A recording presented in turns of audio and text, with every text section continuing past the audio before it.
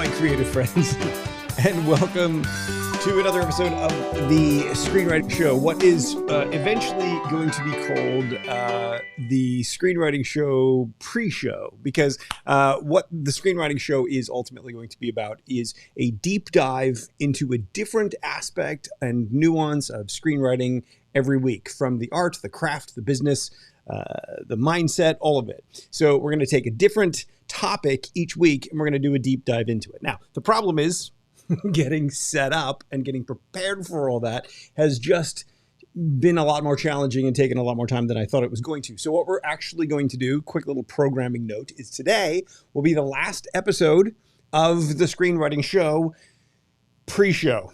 So what we're going to do is put this on hold for a couple of weeks while we get a couple of episodes ready. The idea is going to be to have an actual lesson, to have an actual discussion, to take a real topic and do a deep dive into that topic. So things like subplots. We'll do a deep dive into subplots one week. One week we'll do a deep dive into how to make your characters more authentic. We'll do another week where we'll do a deep dive into dialogue. And what we'll do during those episodes is we will basically come to you with examples and exercises and movie clips and all sorts of stuff to really drive home some of the instructions, some of the ideas, some of the insights. Now, putting all that together has proven to be very time consuming and very challenging. And so I keep thinking we can get it all organized and get the train sort of flowing while I spend the one day a week doing this live show. The problem is there's just never quite enough time each week. So what we're going to do is take next Thursday and probably the Thursday after that and maybe the Thursday after that. We'll see how many Thursdays we have to take off. And we'll take that time to pour straight into future episodes, not just future episodes, but actually figuring out our strategy for how to create this consistent ongoing workflow so that we're always ahead of the jump. So in the next week or so, possibly today, we have put together a couple of surveys for you to see where you're at as a writer, what kinds of things you want to learn about, what issues you're struggling with or challenges you might be having. And so get you to take that survey and help us understand what types of episodes to put together, what types of episodes you would like to see. Because one thing I have come to the pretty obvious understanding of is that when this live show ends up being a replay on the YouTube channel, it's about 3 hours long. And very few people click that button. It almost doesn't even matter how good or valuable the insights are that are here. And I would argue that every single show here has had some pretty good quality value, some great questions that we're able to do some great answers for. Problem is, when you see a video on YouTube that says it's 3 hours long, how many people are actually going to click that button? And I would say not many. So what we're going to do is we're going to change the nature of the Screenwriting Show. We're going to make it about those deep dive topics. We're going to shrink the show to somewhere between 60 and 90 minutes. Probably it will end up being about 30 to 40 minutes of content, deep dive into the topic. Some days shorter, some days later. We're going to have to sort of see how that flow goes. I'm going to talk a little bit off the cuff, some to prepared presentation style information, and then that'll be followed by a live Q&A where you can ask questions about that topic. We can deep dive into it. If we go off on tangents and open it up to some wider questions, that may be a separate part of the show, or we'll figure that out. But the idea is to shrink the show down to somewhere between 60 and 90 minutes. Probably not going to get a whole lot of clicks from that one either, but at least it'll be a very specific focused topic. And therefore, if you're interested in that topic, hey, this deep dive might be something appealing. Now, for those of you who are here and have been here every single week and are enjoying the social aspect of all this, I do too. And I'm going to miss that aspect of it. And I don't want you to feel like you're going to have to miss that aspect of it. So one of the things that I would like to try to do is to create a more conversational podcast style show where it is this longer form talking thing. I can cut pieces of it into different episodes and put it out as a podcast so that we can still continue this kind of communication and sort of inspiration, motivation, get you going so that you'll actually keep moving forward with your screenwriting. So there's a couple of things in the works. I'm also working on a book. I'm also looking at creating a new sort of aspect to the screenwriting resource. I'm looking at sort of restructuring the way we're going to be offering fast screenplay and creating an additional sort of option for that.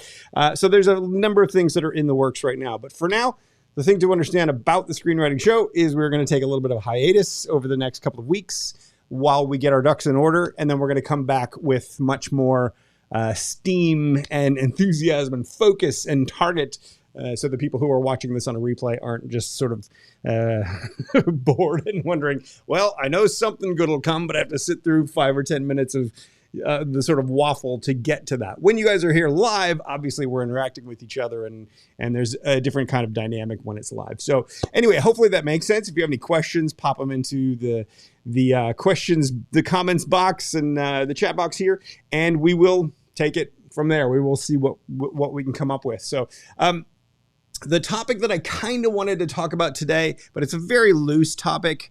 I haven't put too much thought or energy into it, is, can you really make a living at screenwriting? I think one of the big challenges with screenwriting is that, in my experience anyway, people just don't believe that something you could actually do or make a living at or pursue realistically. And I think part of the reason it's so hard to find great screenwriters is that it's obviously hard to find great screenwriters when most people don't actually go to the effort to develop all the skills required of a professional screenwriter. But to ask someone to go to that trouble to learn and develop all those skills, that's something that's going to take you years generally to develop.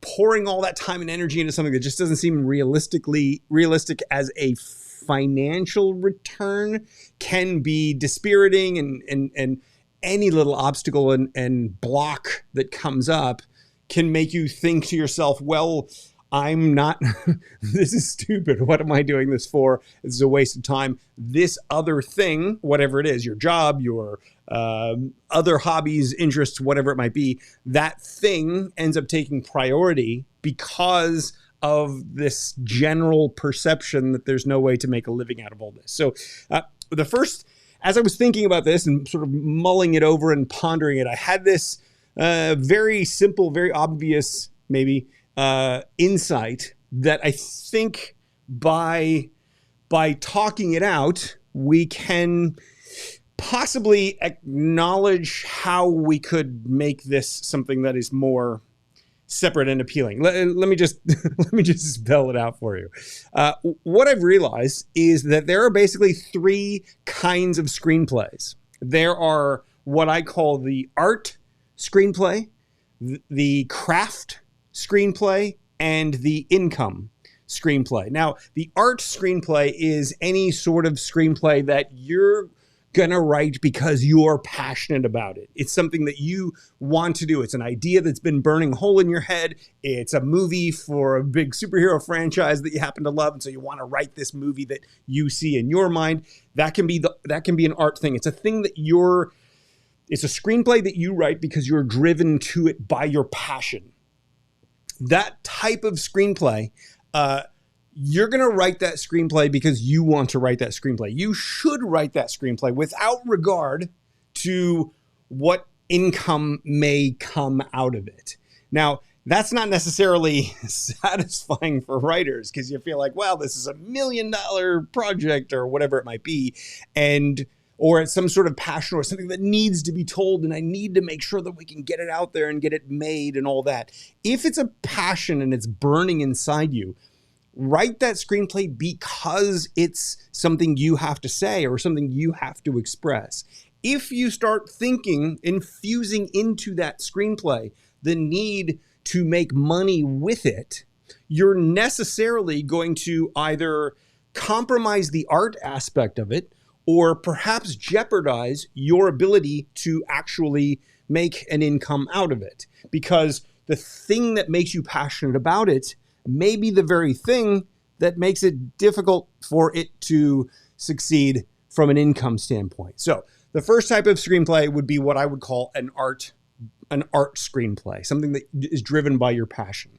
The second type of screenplay is what I call the craft screenplay. Now, this is any screenplay that you write to deliberately develop your craft.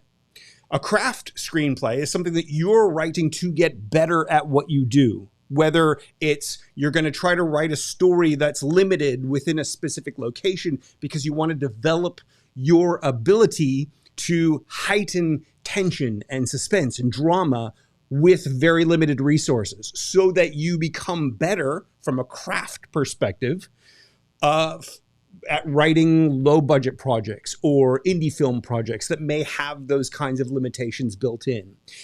When I think about teaching screenwriting, I'm thinking about teaching you from a craft perspective. Often when writers join Fast Screenplay, for example, they join Fast Screenplay because they're driven by either art or income, which I'll talk about in just a second.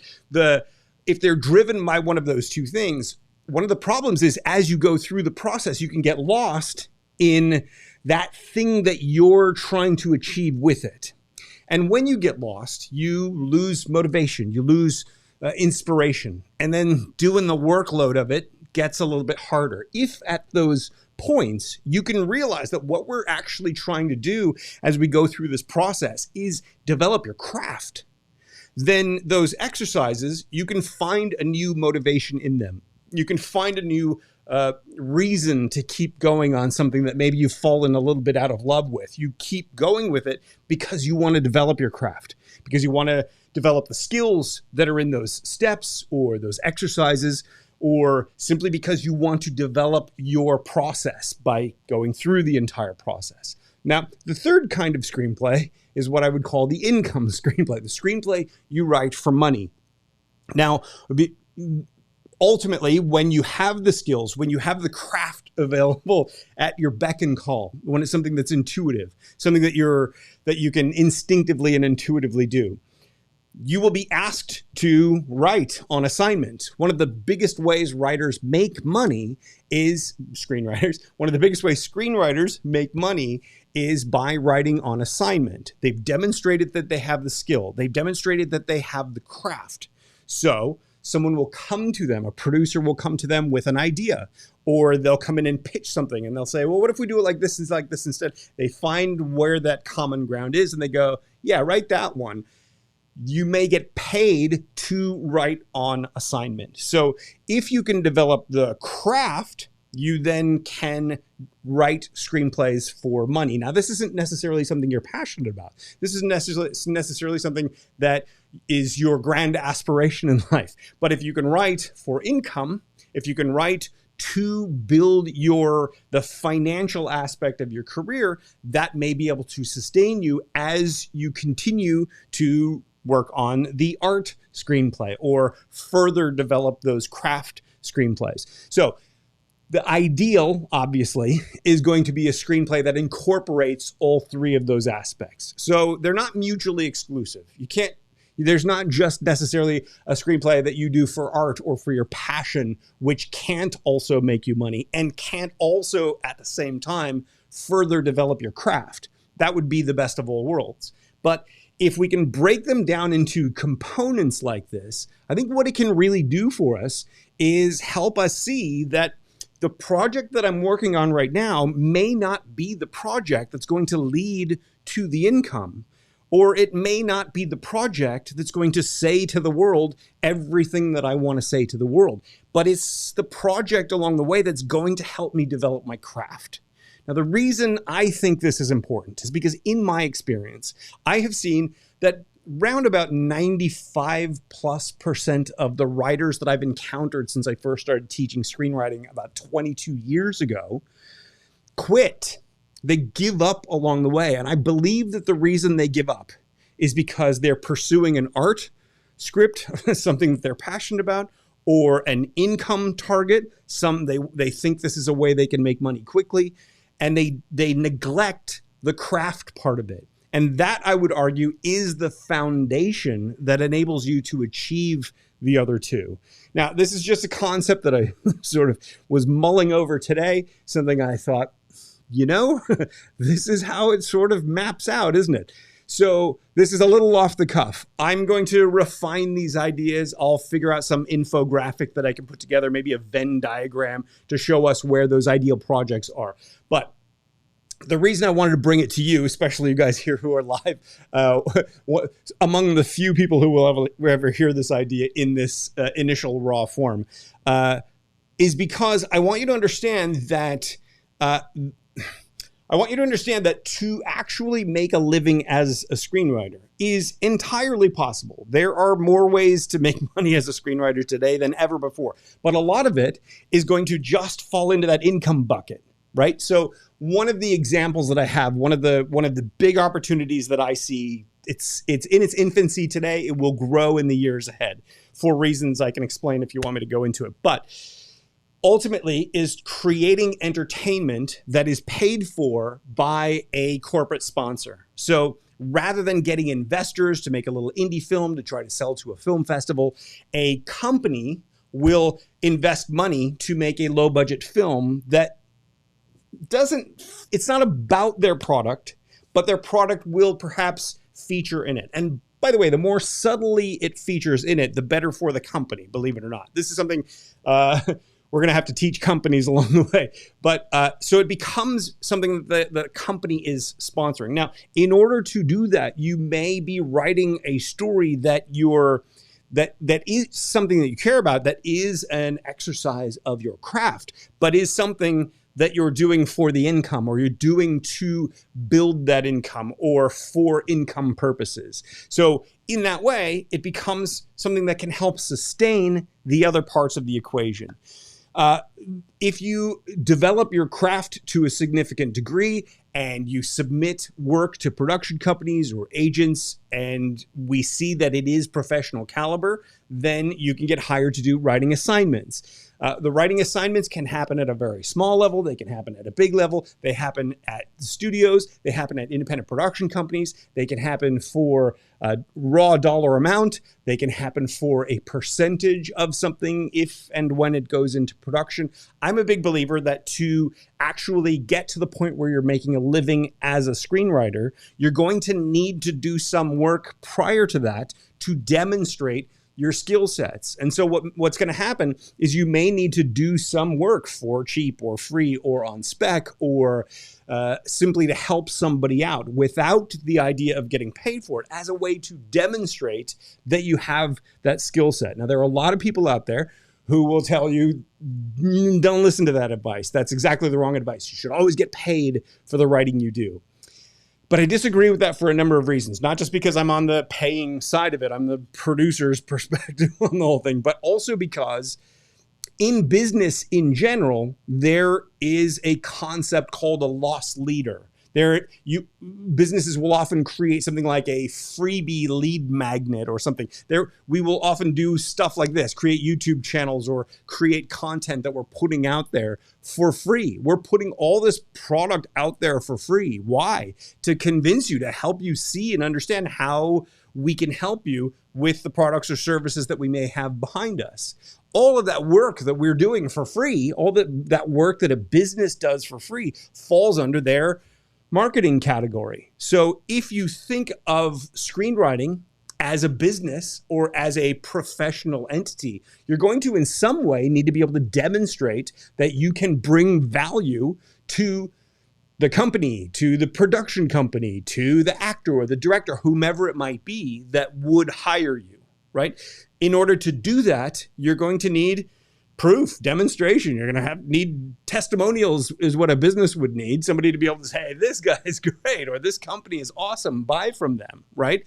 Well, similarly, as a screenwriter, you kind of need sort of the same thing. You need producers or production companies. Oh my God, this writer, this girl was fantastic to work with, right? This person was great. That you should read their spec script. Here's their spec script. And by the way, if you have notes for them, or you have a story that you completely need to change around entirely, they are fantastic at being able to do that. That's how you're going to get those gigs. That's how you're going to get those deals. So really, the same principles of business apply to your professional career. And what I believe, honestly, is that most writers just don't think this way, because primarily the reason you get into this in the first place is that art project, right? So can you make money making that art project? Well, yes, you can, if that project is aligned with a producer or production company. In other words, if the project that you want to make for art purposes meets the immediate needs of at least one producer. Remember, we said that early on in this series. You will only ever sell a screenplay if your project meets the immediate needs of at least one producer. So if that art project that you're writing, that thing that you're passionate about, that thing that you're driven by, if that meets the immediate needs of at least one producer somewhere, then that project can earn you the income. Now, will it? Well, it really depends on how solid your craft is. That really depends on what your ability is and how well you've been able to sort of present and sell that ability. So I wanted to sort of just float that out there as an initial salvo into today's open discussion Q&A. So what we're going to do for the rest of today, let's talk about that. Let's talk about whatever else you want to talk about. The regulars here wrote a one-page synopsis that they sent it to me a couple of weeks ago based on a chat that they had done during the show the week before. So we will finally read through that today. I can't leave them hanging if we go on hiatus. So we'll finally read through that today, and I'll be sort of discussing and analyzing and kind of picking apart that one-page synopsis. So hopefully Tobias will arrive before I do that. But anyway, so if you have any questions or anything that comes up between now and then, let me know. I'm going to jump over to the Q&A, and we'll see what you guys want to talk about today. So let's see. Hunter says, Jeff, what is the difference between a director's cut, a rough cut, and a final cut of a movie? Well, so rough cut, when you film a movie, you usually film a whole lot more than you're going to end up with, right? So the takes are a little bit longer. The scenes are maybe a little bit longer.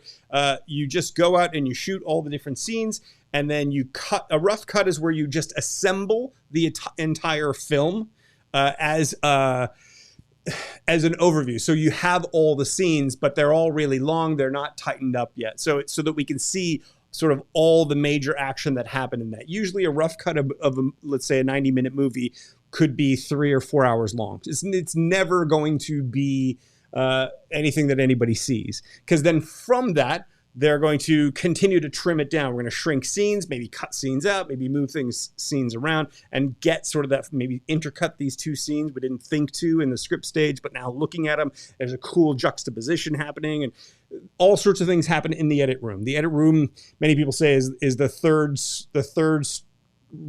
Anyway, it's like there's the story happens first in the reader's mind, then second on the page, and then third on the editor's. Anyway, there's some phrase like that. So anyway, the editor is doing that sort of final presentation of the story. Once you sort of get down to the locked cut, that's what the final cut is. Now, before you get to the final cut, oftentimes the director really wants this part in, or has this little extended bit that showcases this detail or nuance or something that the way the director wanted it. Usually, it depends on the sort of power and status and notoriety and contract of the director as to whether they get final cut or not. So usually a director will not get the final cut of the project. They'll put together their final cut, what they think it should be. And then the producer, production company, studio, whomever is sort of controlling the purse strings and the marketing and all that will come in and say, well, this is too confusing, or the audience isn't going to understand that, so we're going to piece it together. They often will butcher it for marketing purposes to make it more audience friendly or palatable. Sometimes they save it because the director's vision is getting a little too esoteric, but they sort of simplify it and make it more easy to understand. I never saw the original George Lucas version of Star Wars, but apparently it was way different.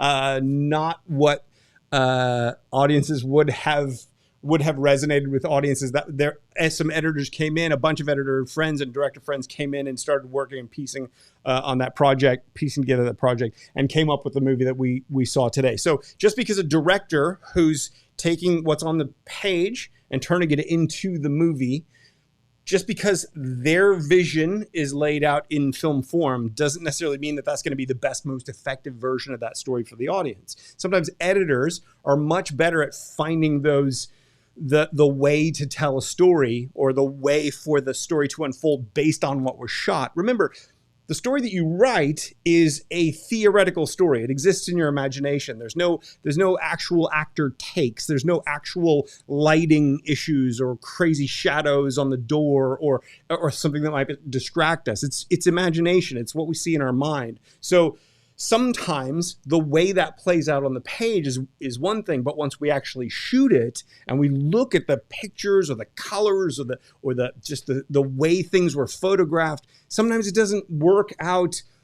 Sometimes doing it in a way that's true to the script doesn't actually remain true to the intent or to what the story is supposed to be or could be. And so that's when we change things around and we reshape things. Now, everyone has an opinion. Everyone's going to see things somewhat differently. So a director might think this is the best way to tell the story, and the money people might think, no, this is the best way to tell the, or the editor might think this is the best way to tell the 10 different people could take it. And if you look on YouTube, there are various videos of editors that go through and like recut scenes and show you two different ways of presenting the information. You really can see that just the editing can change absolutely everything.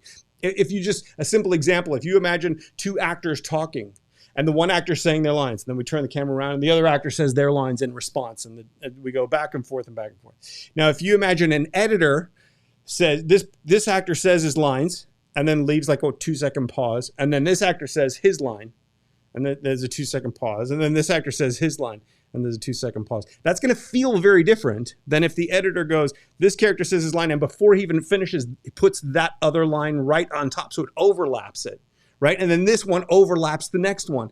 Then it's going to feel like they're right on top of each other. Now, maybe that'll have a lot of energy in a scene, but maybe that would be it would seem like the actors aren't even listening to each other, and it would just feel like bad acting. So a lot of times actors are getting credit for things that editors are doing. So similarly with the overall story. So in short, a final cut is what we're going to say is the release cut of the story. The director's cut is what they wanted the release cut to be. And then the rough cut is basically just that initial assembly before we cut it down into either one of those two. Hopefully that makes sense. Nice, comprehensive answer, hopefully. Thomas Walters says, how are you doing this week? I'm doing okay. How are you, Thomas Walters? Let's see. How am I doing this week? Busy, as usual. Frustrated that I'm constantly behind the 8 ball. Feeling like we're getting places as far as strategy and mapping out what we're going to be doing moving forward through the rest of the year and into the new year and all that. Frustrated still that writers aren't sort of pushing through as much as I would like them to. What can you do? That's me. My kid's birthday is this weekend, so we're going to go see the grand folks, and that's going to be good. That's about it. Yeah. Dimitri says, will Jeff 1 finally launch today? Jeff 1 is the name for the space pod that Dimitri and Tobias put into their story that they created within the chat section of a previous episode of the show. So you can go back and watch this story get formulated. Yes, I'm going to read it. I don't know if it's going to launch though, my friend. Let's see. Neela Chowdhury says, "Are short drama need to be written in the same way movies? Do you need to write short drama the same as movies? Not necessarily. Short films are generally going to be something that you, at the end of the day, a short film, you know, if you're going out with some friends to make a short film, you can do it however you want to. I'm a big believer that if you want to learn to write and write features and all that, learn the format. And so learning it in short form, just do it the same way as a feature, and it's going to help you sort of get familiar with the form and the format. But nothing needs to be written any specific way. So yes, no, there's no, from a formatting standpoint, no, but from a storytelling standpoint, shorts are all about making a quick, short, concise point or message, or highlighting some action or a quick little transformation, something like that. A feature length is about going through the roller coaster to get to some sort of change or transformation. So they're going to be very different in that sense. So I'm a big believer that if you want to write features, focus on writing features. If you want to write TV or commercials, focus on writing short films in short form, because the skills that you develop in shorts are not necessarily going to help you write a feature. Whereas if you write features, you'll learn all the elements that will help you make a good short. Hopefully that makes sense. Okay, let's see. Debbie says, I like the deep dives idea. Hunter says, Jeff, how often do new screenwriters read screenplays to help them write their own screenplays? Not sure I understand the question, Hunter. How often do new screenwriters read screenplays to help them write their own screenplays? Well, if you're reading screenplays to help you write your own screenplays, you're probably leaning toward either plagiarism or you're trying to learn by emulation. I'm really hesitant to. I don't generally, when I teach, I don't generally like to use examples. And one of the reasons is because whenever I present an example and then I do an exercise shortly thereafter, the examples that writers do, what they do with that exercise, almost always reflect what the example was. It's like, okay, I see how they did it. I'm going to do it a similar way with my own thing. And that's okay for learning the mechanics of that thing. But to be a great storyteller and a great screenwriter, you need to find your own voice. You need to find your own unique way of telling stories. And because of that, I believe the best way is, here's an exercise, try this exercise. And then as you do that exercise, you see how you instinctively wanted to go with it. Then if I show you an example, or then we talk about something, you can see maybe the difference between those two, and it can help you further understand what you were trying to do, what that's trying to do, and help you get where you're trying to go. But generally, if you're just reading screenplays to see how to do it, what if the screenplay that you're reading is not very effective, or not doing the thing you're trying to do in a very solid way? You really have no way to know. Just because a movie was made doesn't mean the screenplay was any good. Or, I mean, usually the screenplay will be decent to generate the interest in making the movie. The problem is that when we take a screenplay and we go out and film it as a movie, so many things, there are so many variables, like so many things can change or go wrong, which may require us to completely throw out half the script itself and deal with whatever the circumstances are during production, or having to deal with an actor, or maybe having to change actors along the way, or change locations entirely, or any of a number of things that can happen. So if you're looking at a screenplay, for a movie that exists, you're not really learning principles and dynamics for how to do that for your own stuff in your own unique way. All you're really doing is seeing how they did it and learning perhaps how to emulate how they did it. Now, part of the problem and part of my beef with the screenwriting education industry in general, is the vast majority of people who teach screenwriting, that's what they do. They go and they look at 5 or 10 or 20 successful films. They say this dynamic, this dynamic, this dynamic, and what are the common elements? Okay, these 10 films all had the same kind of loose framework. All right, here's the loose framework.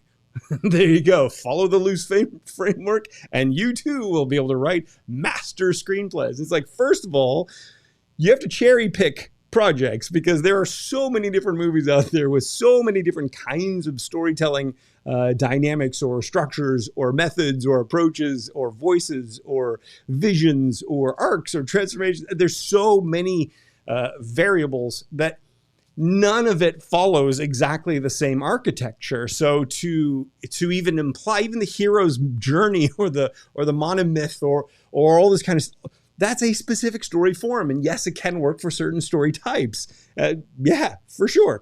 But are you going to squeeze your idea into that? Are you going to emulate as a way to try to come up with originality?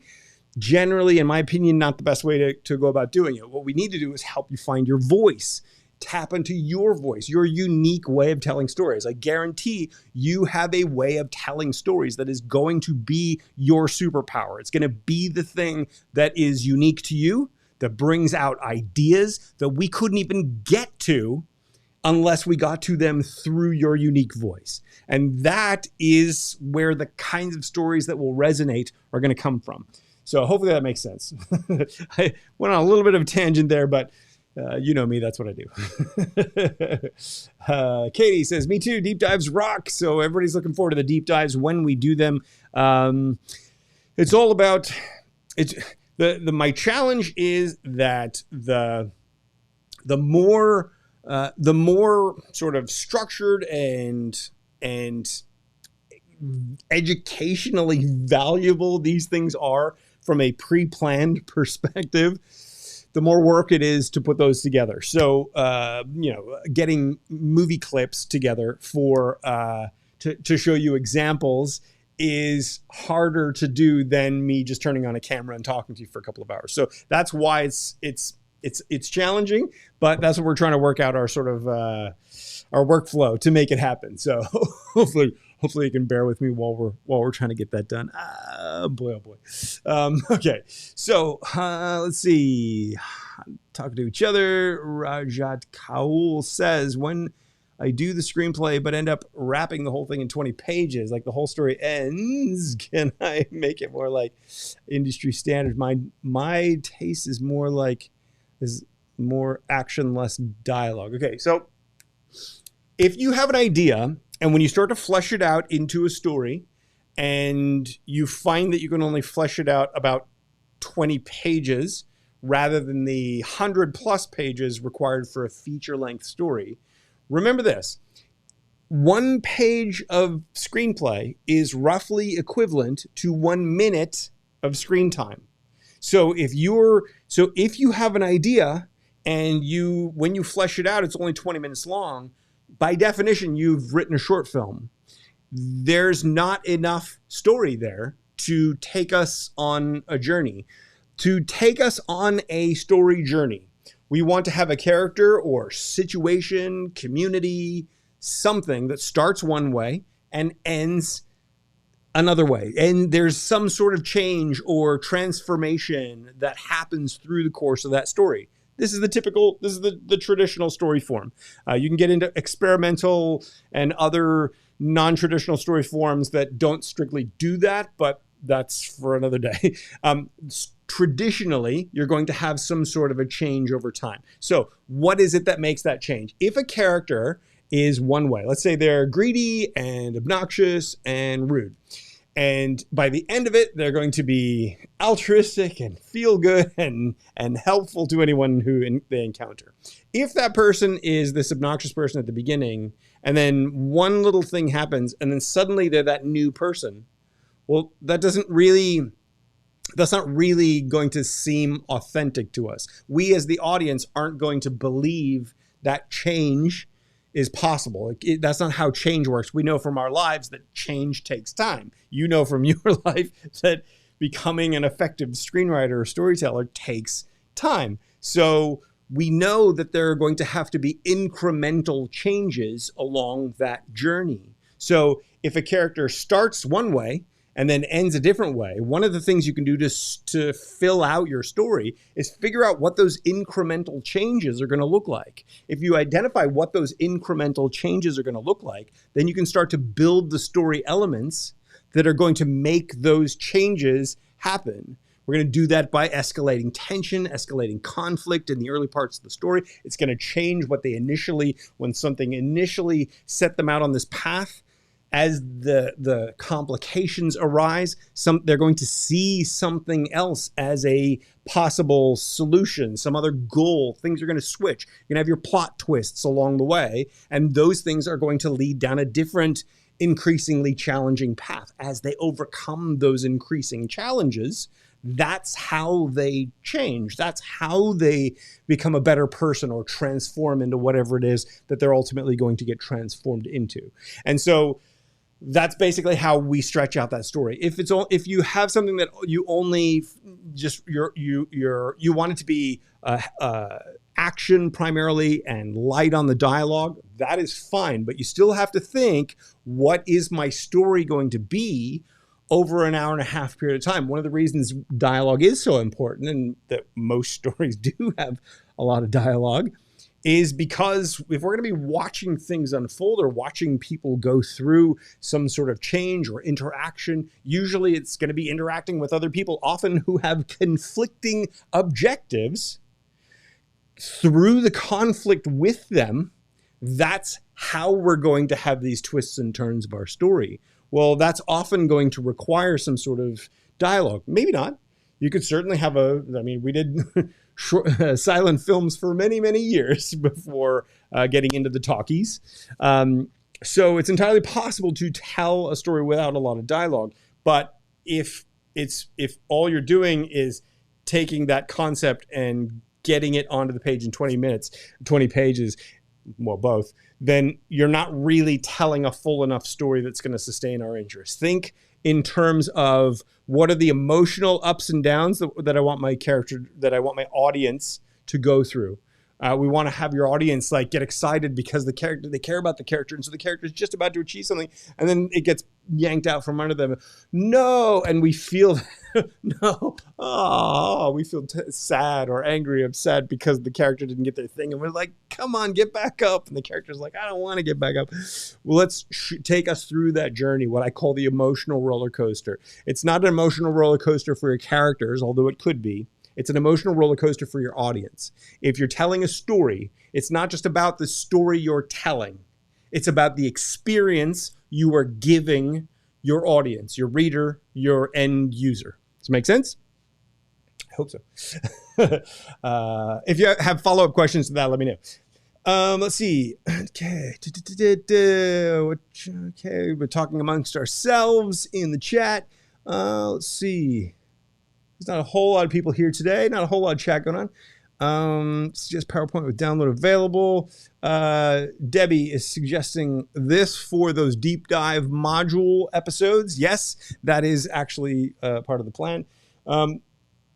Talking over a PowerPoint style presentation, I don't know. I'm not sure how compelling that's going to be as content to view on a live show like this, but that'll certainly be incorporated. That's certainly part of it, because I'm going to want to have those, some key points, bullet points, or some key ideas, maybe some quotes and stuff like that to really help ideas sink in. I know a lot of this stuff is just so conceptual and esoteric and theoretical, and unless you're actually in it and you're actually writing your screenplay each week and moving forward every single day with it, a lot of the stuff can just be like, oh, that's a really cool idea, and you forget all about it when you're not actually implementing it. So the more we can create visuals and the more we can create text and all that stuff that is going to help it sink in, the more I think that's going to be more powerful to you. So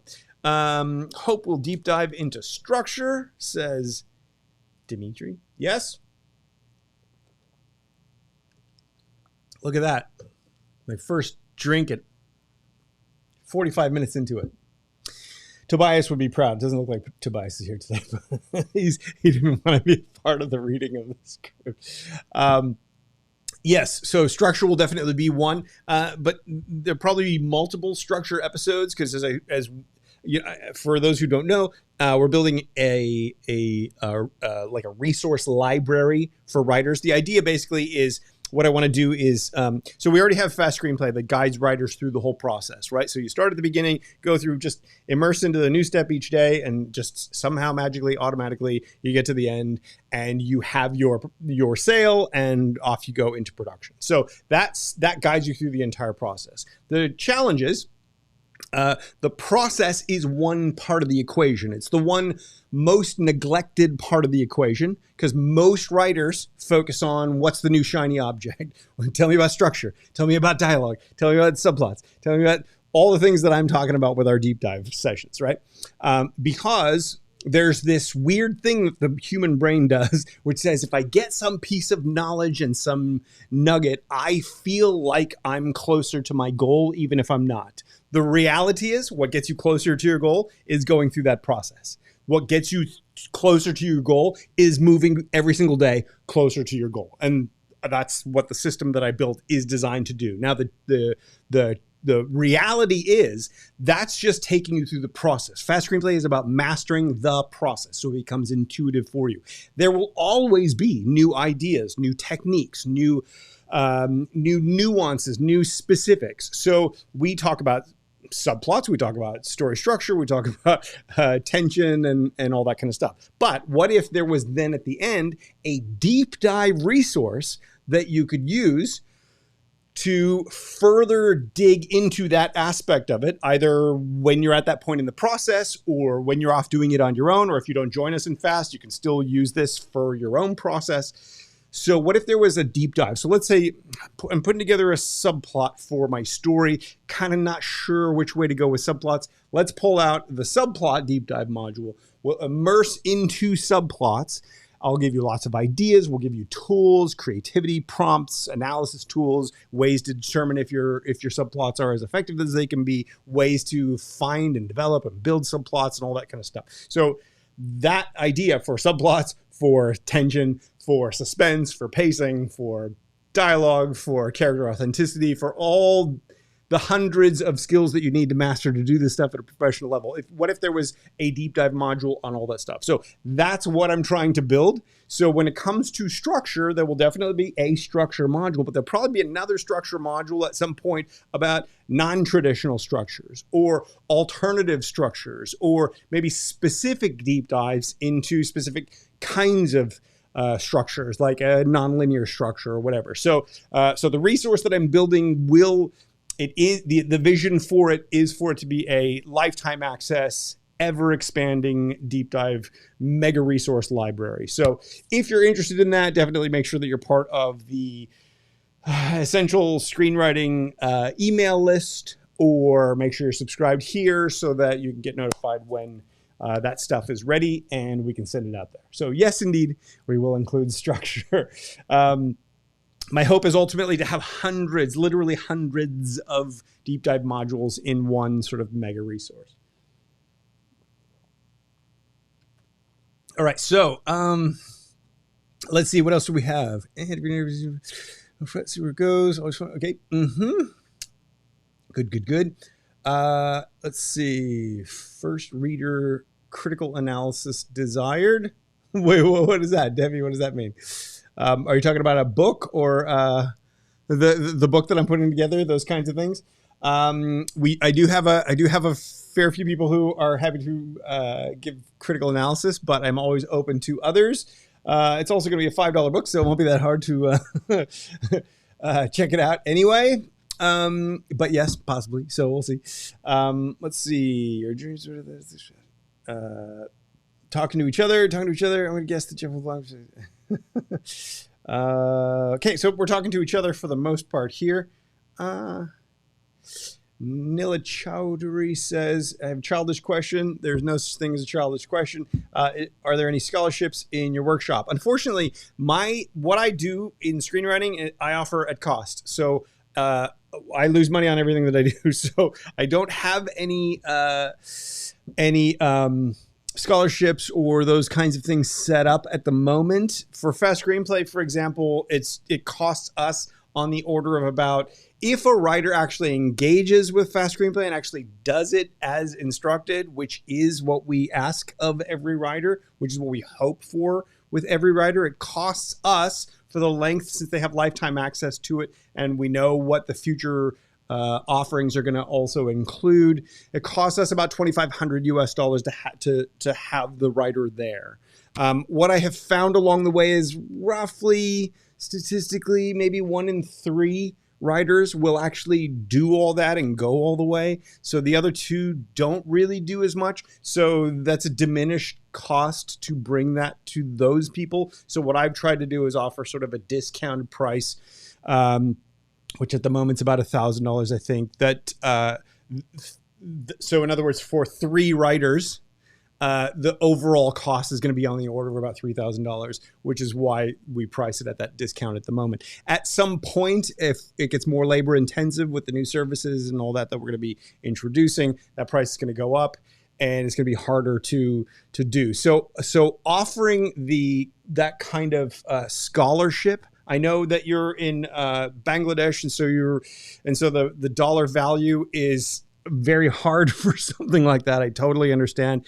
I don't really have a solution to that yet. I think at some point I'll figure this out, but I have to sort of figure out the machinery of it first to make it sort of sustainable within US, Canada, the countries that can sort of afford that. Because once I get the cost covered, then we can start to introduce and explore other avenues to get some of the ideas, or to maybe offer other less labor intensive things to help people in other parts of the world where that just is an obscenely inaccessible price. So I don't have that at the moment, but I do hope to do things like it, or help with it in some way at some point.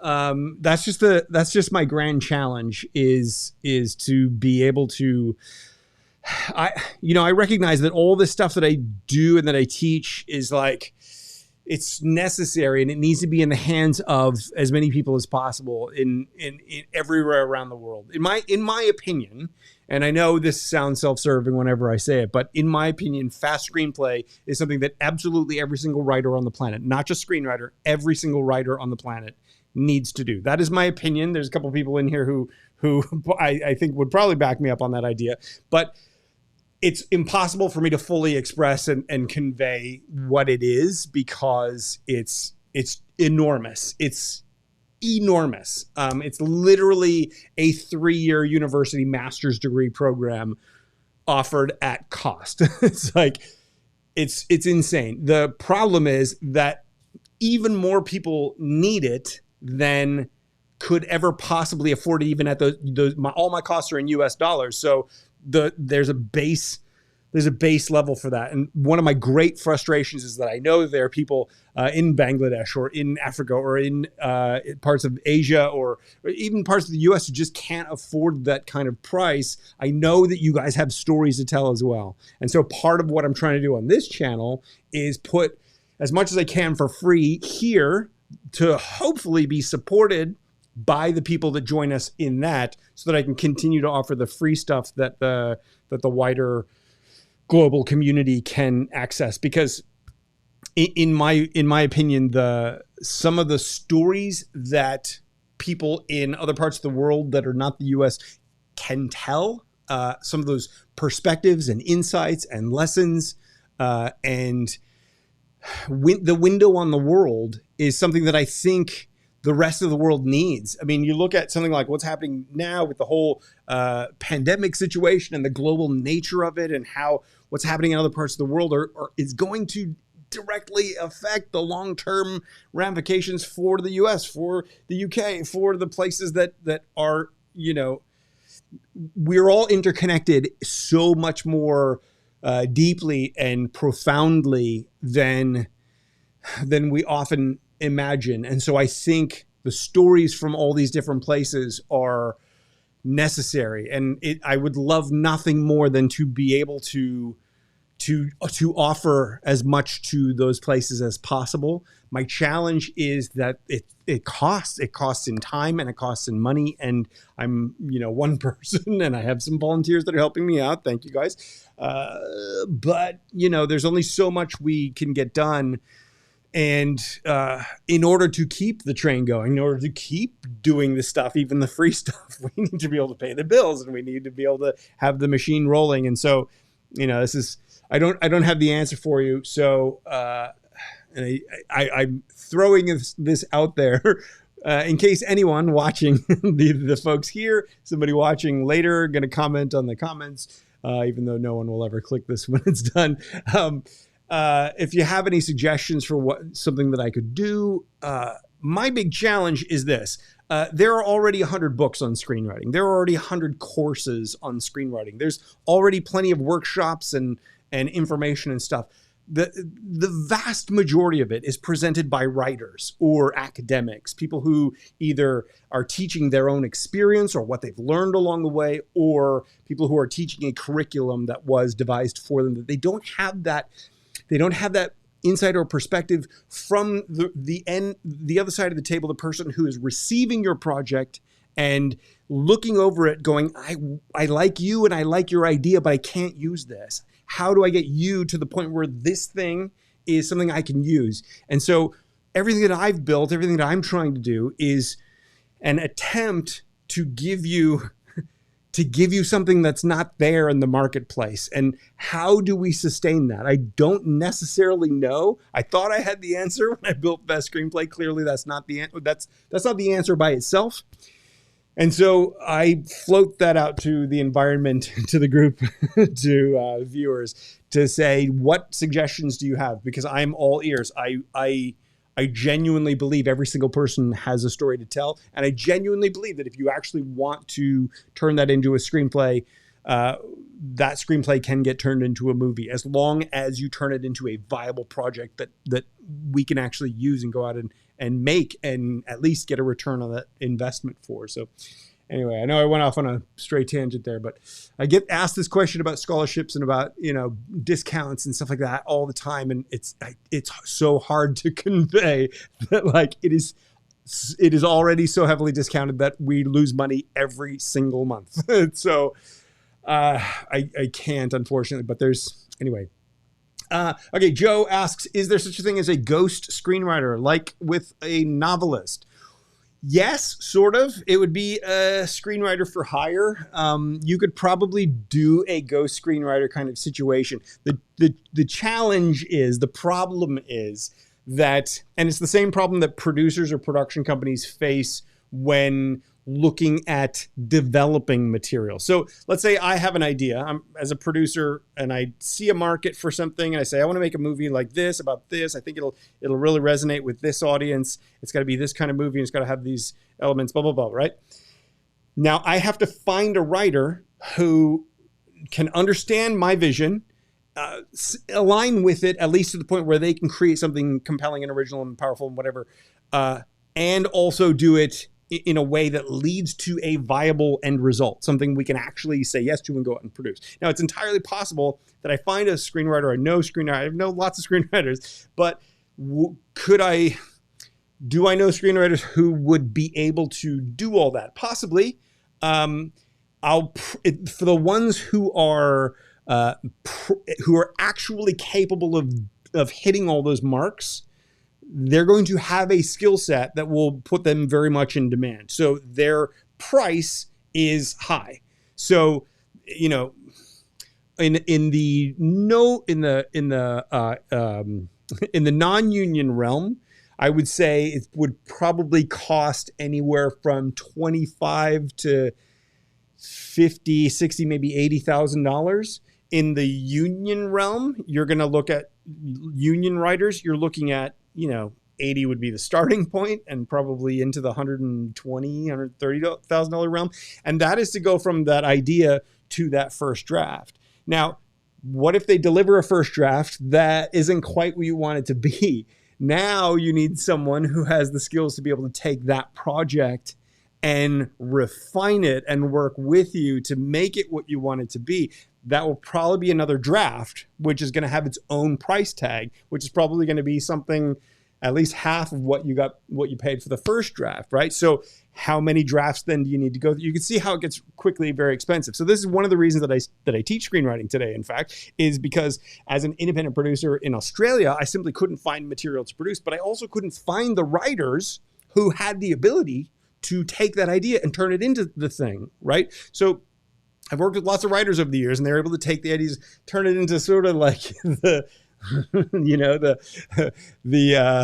Picasso version, and I don't mean that in the good way. I mean that in the sort of like blocky character way, version of the story that you had in mind. And it's like, if the screenplay isn't top notch, if the screenplay is not extraordinary, then when you go to shoot it, any problems that are on the page are going to get magnified when they're on the screen. So you really need the story to be extraordinary as a screenplay. So this is the challenge with ghostwriting. Now, admittedly, you would have the same problem with ghostwriting a novel, right? But with ghostwriting a novel, you would have a similar sort of problem, but because the novel itself is the end product, if the ghostwriter of a novel is great with words and they're able to tell the story and they're able to they know the dynamics of storytelling and all that, they'll probably be able to create something that is an engaging read, that will be an engaging version of the story that you have in mind. It's not going to be your story. It's going to be their story, your sort of outline, but they're the writer, right? Ghostwriter, but still. With a screenplay, it's not about the written word. It's not about the ghost written word. It's about the movie that comes out of the screenplay. The screenplay is a step in a collaborative process, means to a larger end. So to ghostwrite this part of it, well, then what happens when we go into production and we need some changes or something on the fly, as the author has had somebody else actually do the writing? It's like Cyril de Bergerac moment where it's like, what do I say to change? How do we fix this? How do we fix this? So I can see all sorts of problems with that. Now, that said, as I've been mulling over how to restructure the business and all that kind of stuff, and like, how do we get writers from, I have a great idea, to legitimately, you guys can write stuff that I can go out and produce? How do we cross that bridge? Fast screenplay is the way, but I think there's something before that. How do we get you from I have this idea to, okay, I see what fast screenplay is. Like, how do we take you on that whole journey? And so as I've been thinking about that, I have been thinking about, would offering some sort of a ghostwriting service be something people would want? I think the price would be too high for it to be something seriously appealing to people, unless there's like some rich people who have an idea for a movie, money burning a hole in their pocket. But are those the people we want to work for? I don't know. I don't know.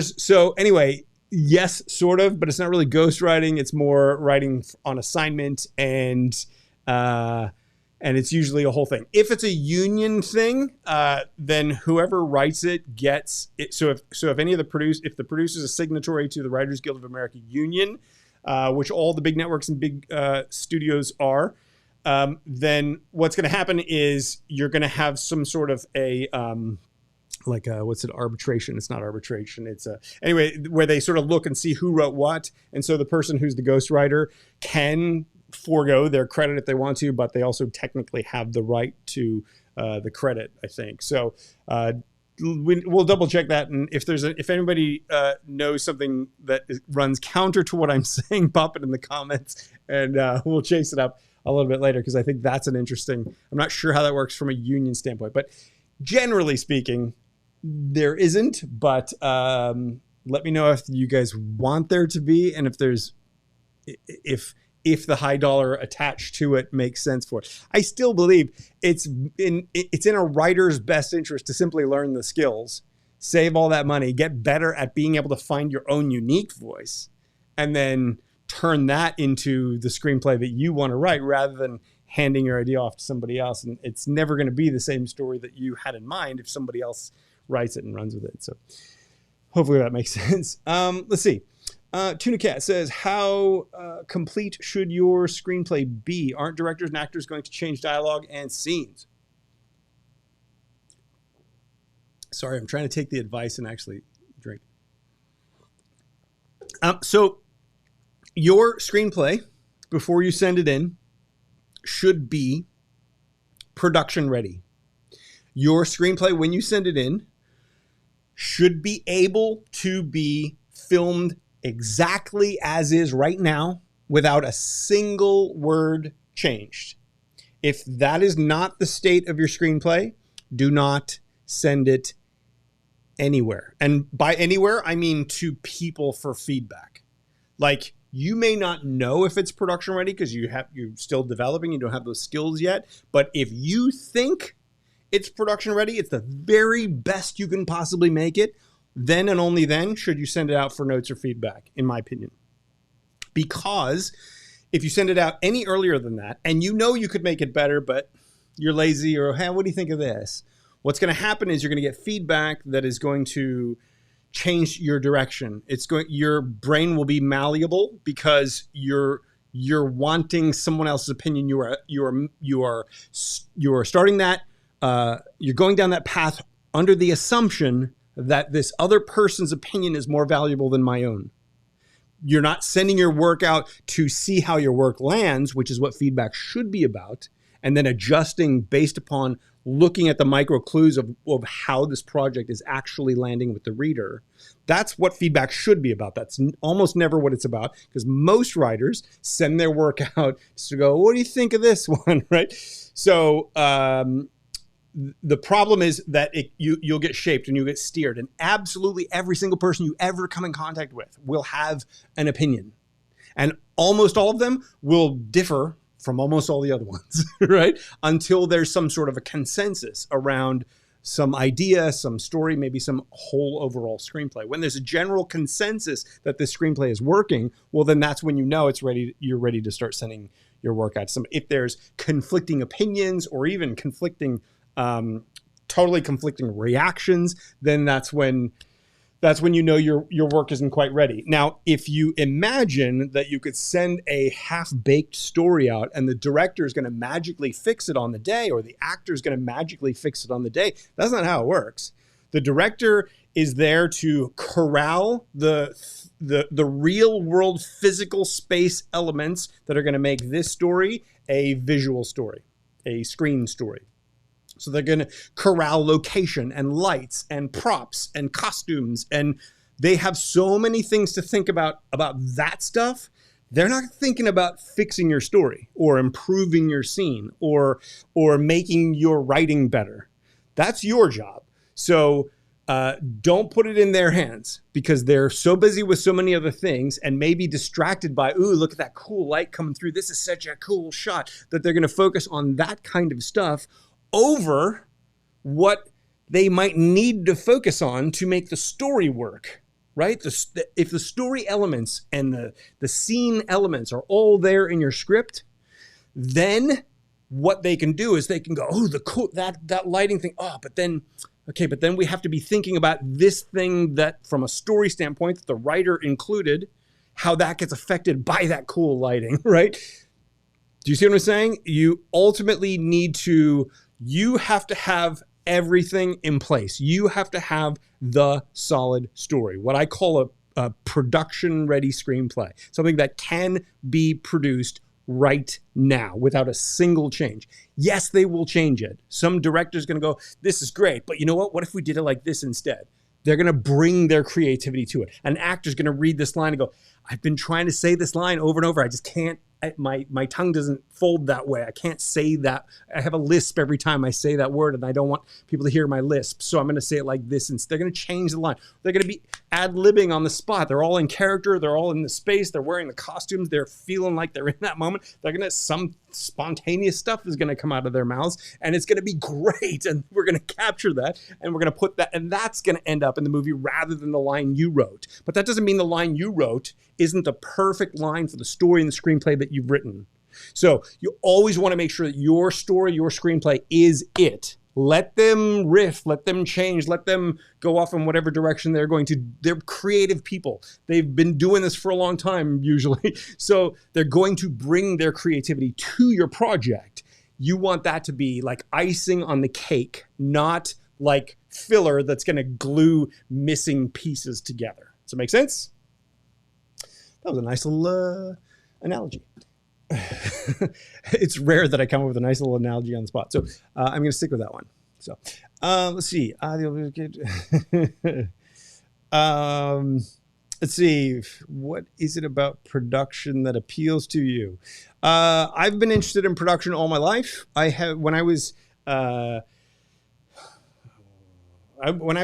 don't even know how old I remember being 8 years old, driving on a bicycle route, throwing newspapers at front doors. My delivery boy, my newspaper delivery boy route, dreaming of TV and movies and creating characters for myself on the shows. At the time, I wanted to be an actor. And I don't know when it was, I don't remember which year it was, but probably around 9 or 10 years old. My dad had these old Super 8 film cameras from like the 70s it's like you put this little roll of Super 8 film and you'd wind it through, and then you'd film it. It'd be like 10 minutes worth of Super 8 footage, and then it would like end up on another spool, and you'd take that spool and you'd send it off to the lab, and then like a week later or whatever it was, it would come back and you'd put it through your little projector. And that was the coolest thing. And we'd like do little short films and stuff in the backyard. And I just always loved that. My goal when I was young was to be the actor. I wanted to be a movie star when I was a little kid. Always imagined storylines for myself on existing shows, like the TV sitcoms that I used to love, Cheers and Knight Rider and Different Strokes and all that kind of stuff. I used to imagine characters for myself on that stuff, or imagine movies for myself as an actor. So I got into the acting thing, and as I was doing acting, TV commercials and student films and TV shows and movies and all that stuff, you spend enough time on a set as an actor doing nothing that you're watching people do all the work around you, and they're moving these big lights in, and there's the wall. You go around the other side of the wall, there's nothing there. There's just like 2x4s holding it up. That just became so appealing to me, and just bringing in cameras and shooting stuff and realizing you could just shoot this one little part of the thing and you don't know what's outside. Like there's nothing here, but because I only filmed this part of it, you think we're in this house, or we're on the street bench, or we're at the beach or whatever, because there's some backdrop behind you. I love the magic of all that. And so it wasn't until I was initially writing fiction in like short stories. I eventually, as I started getting into acting, and as an actor, you at your acting classes, you do monologues and you do scene study and stuff like that. And so I'd be reading the stuff, and very often it's like, as a kid, you're reading scripts or plays or whatever that are for people in their 30s, or like all these characters that are like, it's a good acting exercise, but it doesn't feel anything like for me. So I would start writing my own monologues, and I would start writing my own scenes. And one of the things one of the ways I got an agent was I wrote my own monologue and performed it. And I basically wrote it to my skills. And so the agent thought I was very authentic with my monologue, and that like, wow, that was great. Where's that from? And I said, it's a little indie film. I couldn't find where it came from. And I lied that I didn't say that I had written it. But because I wrote it, and it was basically me and my sort of life, that sort of thing, it looked more authentic. And so that really made me realize you could write, you could create this stuff. And from the filmmaking side, every time I was on a set, I'd be like, what do you do? How does that work? They're setting these cables up. How does that work? Oh, that goes to a generator. Okay, there's a guy over there with sound recording equipment. He's way off in the corner with his headphones like this the whole time. Oh, he's the sound mixer. Okay, the guy that holds the microphone, that goes to him. Okay, and just sort of figuring it out and going, I loved it. And you have the permission to like close down a whole street when you get permits and all that kind of stuff. And so you'd have the rental cop guys there, the cop, they're off-duty police officers that are there to do crowd control, make sure that everything's safe and secure and all that kind of stuff. So when you're shooting at the beach, or I did an episode of Gabriel's Fire, which is with James Earl Jones, and we shot at Venice, right on Venice Beach, and oceans in the background, and we're on the little boardwalk there, and they have it all blocked off, and there's these big trailers with the wardrobe and our movie trailers and our bathrooms and all that kind of stuff, and it was just the engine of it was so cool. Like I loved being there. And then forevermore, every time I walk past that part of Venice Beach, it's like, oh yeah, we shot that thing there. You just have this and it just stuck with me, and it was just always something that was part of, I don't know, it's part of my passion. So I don't know, other than that, what is it about it? I think it's the fact that I also loved when I was talking to my wife about this the other day, where a friend of mine was on a show called Major Dad, which was a TV sitcom back in the 80s, 90s, whatever that was. And I would go with him behind the scenes, and I'd have my little video camera, and I could record a music track on it. And then I could record the video for a little section of it and stop and record another video for a little section. So I'd make little on the fly music videos. And so I did it to Paradise City by Guns N' Roses, and I put that music there. And then I would do the sort of video behind the scenes thing, and I'd run up on stage and do all this kind of stuff. And it was so much fun. And to be able to then watch it back with people and see people watch it and enjoy it and feel the entertainment of it, and even something simple like a little music video from a party or something, that's one thing. But then to tell somebody a story and have our friends all my friends were actors at the time, so we'd make these little short films. They would do we would play the short films back, and you'd see people getting affected by the short film. It's their friend. They know it's their friend, and yet they're still getting affected by it. I think I fell in love with all that because of the storytelling power of it and the visceral experience of doing it, the hands-on way of assembling it and putting it together. And then the more I went in life, the more I started to realize how story works, and it's about transformation. It's about, I realized along the way that I have this love for global cultures. I traveled internationally for the first time when I was 18 or 19, and overseas, over an ocean, and immersed into a different culture, and everything was so different. And I thought you could make stories here, and then later on there was a story made there that really struck back home. And it was just I realized you could capture people's window on the world, how I subsequently started to see it and think about it. You could capture that window on the world and share it with other people and give people an insight, and almost like you can give people the ability to live a life or a part of a life that they would never be able to live or even see in a lot of cases.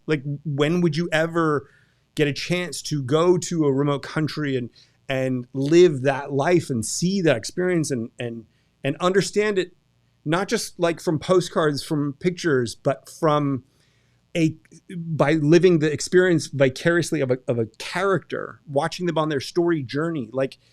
There's something profound about that. And I don't know, maybe it's just me, but my view on the world is that we each just have this unique perspective and this unique window. And I will never see what whoever's watching right now will never, ever in my life see the world you see. I will never know the world you know. And there's something very powerful about this medium, which enables you to show me it. So I'll never know it, but you could give me it for an hour and a half, right? And then I will, depending on how good you are at it, and how good the filmmaking team and all that is, I will get to know that world. I will be able to see whatever part of that world you think is important enough to show to me. And I want to show lots of windows, not just what I've seen in my life, but the imagination. I have crazy imagination. I woke up last night from a dream, and I went, and it occurred to me I always have crazy dreams at night. And I woke up and I realized what one of the common denominators of my dreams are. And that is absolutely wild, never before seen architecture. For some reason, I imagine big sprawling cities and mountainscapes and roads, and just there's a lot of distance traveled in my dreams for whatever reason. And so I realized this finally last night, in fact, that like one of the things that I dream about is these wildly every night's different, every dream is different. And it's like, how cool would it be to be able to capture all that and share that? And I think the more intuitive, the more instinctive we can make doing that, the less effort it takes me to go from that idea to the screenplay, to the project, the more we can share, the more insight you can give to other people, the more power you can give people. I just think that's extraordinary. And I think right now, especially we live in this, sorry, I'm going off on a bit of a bit of a ramble, bit introspective, introverted right now. I believe that right now we're in this very polarized time. And for some reason, I have no idea why, I don't get it. But for some reason, everybody refuses to see the other point of view. And like my natural state is, what do you think? What do you see? Tell me your journey. Tell me your story. I want to live that experience. And so I think it's the solution to our world problems. Story. It's help people see what you see. Help people understand your perspective, and they don't have to agree with it, but share them what it is, and then we can disagree. Of course, we're going to see different things. We're going to feel different ways. Like, I just think there's so much. It's not just production. I know your question was just production, but I think what appeals to me about production is that it is the making real of the hypothetical. So I have the dream at night, but until I take the dream and put it on the page, it gets lost as a dream. We'll never see it again. You'll never see 1% of what I've seen in my imagination, because I haven't captured it. So of what gets captured, we're not going to see that until it gets turned into making it real. And I think over time, the evolution of my passion for it is that production makes the dream real and gives the after it's gone through editing and post-production, it gives the viewer a way to experience something they'll never have the time to experience. Life is short. Life is tragically limited, where we have so few hours in our life. We don't notice that on a regular basis. We don't appreciate that on a regular basis. So we don't do the things we need to do to maximize it on a regular basis. And so I think stories do that. So anyway, wow, I'm going to have to go back and see when, from the time code standpoint, when that started, because I got lost in that one. Thanks for the question. I hope that was in some ways satisfying. The AG says, I live outside of the US. If I somehow manage to sell a screenplay, will I be able to live there and be financially okay? Or one screenplay would still be too soon? So I would say this is not a good strategy for coming to the US. I would say this is not a good strategy for setting yourself up financially. So the way screenwriting works, just generally speaking, is a producer or production company usually will option your screenplay. So they'll give you a small amount of money. It can be as little as $1. It can be as much as $50,000. I mean, it really depends on the project. Usually it's going to be somewhere either $1,500 or $1,000, maybe $2,000, maybe $5,000. Depends on the project, depends on where they're going to try to sell it. They option it for a period of time. So that's 6 months, 12 months, 24 months. You want it to be as short as possible. They want it to be as long as possible. That's what the negotiation becomes about. And then in that amount of time, that person has the exclusive right, the producer has the exclusive right to go around and try to get the project up. So they're going to try to get investors. They're going to try to package it, get actors, directors, all this stuff. They're going to pull all those elements together. They're going to try to make the deal happen. And if they can make the deal happen, and if you go into production within the time frame or whatever is outlined in that agreement, then the option also has what the sale price of the project is. And if you go into production, they will then pay you the sales price out of the budget for the production of the film. Or they can pay for it out of their own pocket. Sometimes a producer they want the project. Maybe they want the project to kill the project. Maybe they want the project because, I don't know. There are various reasons why they would just give you money for your project. But when someone buys your project, whether it's an option to buy or whether it's a buy, once you sell your project, that project does not belong to you anymore. It belongs to the producer who bought it. So you're not going to, generally speaking, get ongoing income from that. So that may be a way in, that may be a payday for the moment, but that's not going to be an income to rely on for the future. So if you were thinking of it as in terms of selling a script and then moving to the US, you're still going to need some way to pay your way and to financially succeed once you're in the US. So, and the number of scripts that get bought is very small relative to the number that get optioned, which is relatively small compared to the number of scripts that exist. So this is one of the reasons my suggestion, my advice, my strategy, what I promote to writers is write locally. Try to get projects made where you are. I don't know what country you're in. You can tell me, and I'll see it later on in the chat.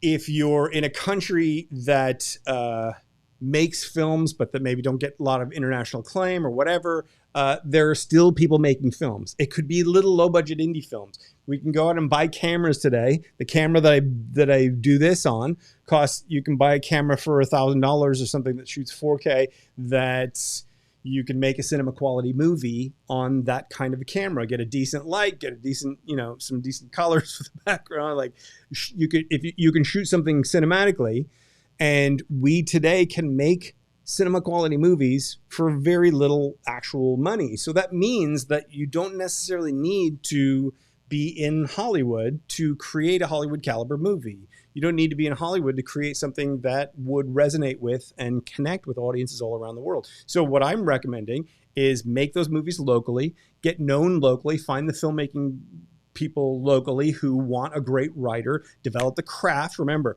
art, craft, income, those 3 types of screenplays. Develop the craft screenplay. Keep focusing on that one so that you develop that craft, so that you're ready for those people. You can help those people out so that as they're trying to get to their next step, their next phase, they want the showpiece that's going to get them their next directorial gig.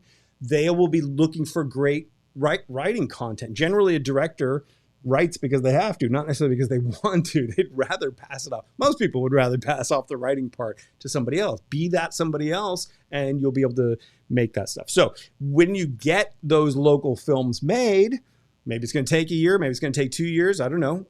I don't know what's happening in the local scene. But you're going to get those projects made. You can get those projects out online. If they look good online and start to create some sort of buzz, maybe get some viral notice, maybe win an award, maybe some other way become something that lots of people see or take interest in, or there's something gripping or interesting about it, maybe something visually interesting at the start of the movie that just everybody's talking about, becomes a social media phenom, whatever.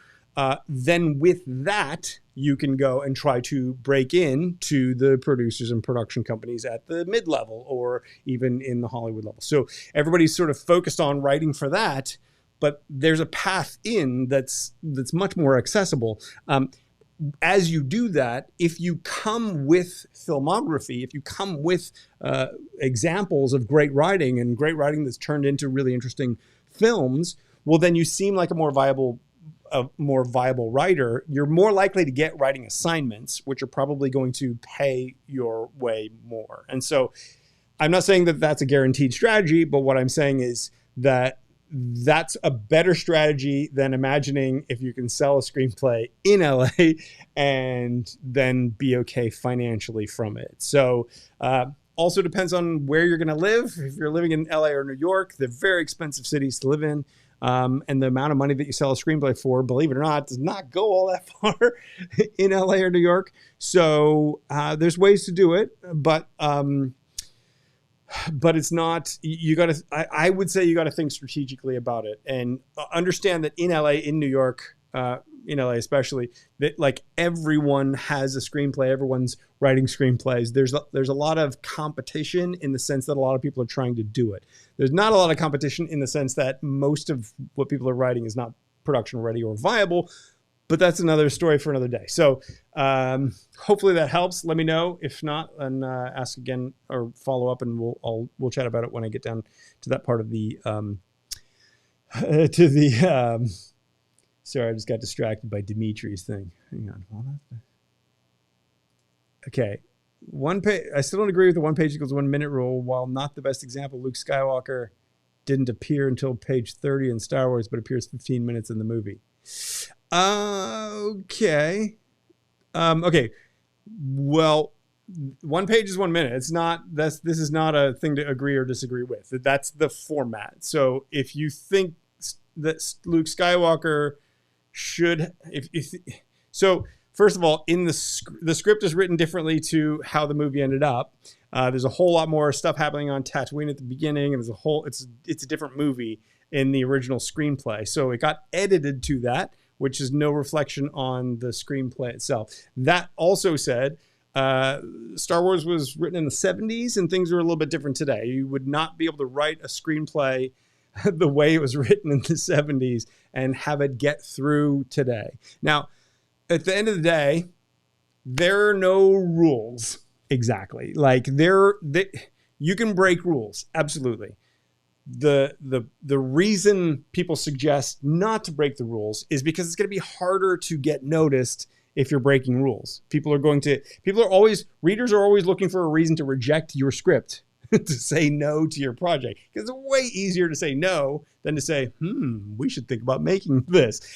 That leads to all sorts of questions and problems and challenges and whatever. But saying, no, not interested, easy, right? It happens most of the time.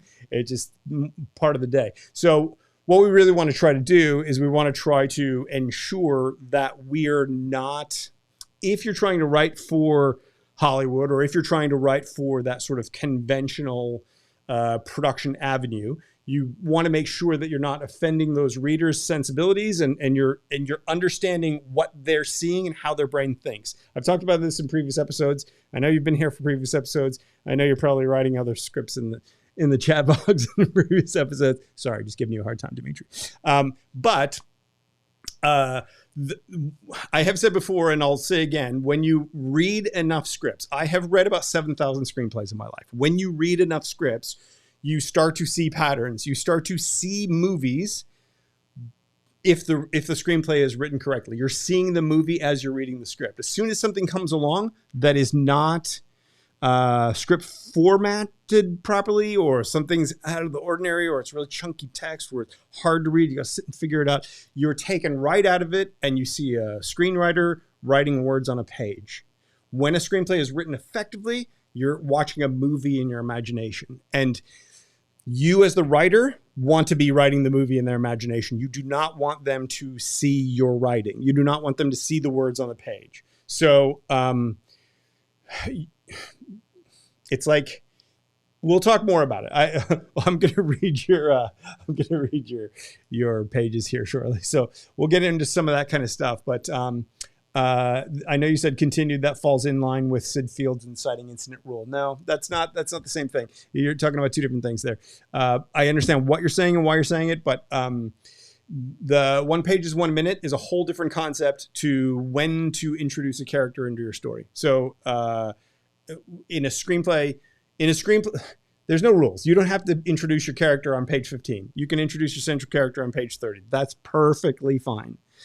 Generally speaking, the conventional wisdom in Hollywood is that the inciting incident of your story, you have the initial part of your story, which sort of sets the story world in place. Then there's an inciting incident that changes something about the story, sends your character into a different direction than they were otherwise on the path to be. So they go into something happens and they have to respond to that thing. Now, the idea of having that sooner in your story than later, the classic Sid Field approach was like page 10.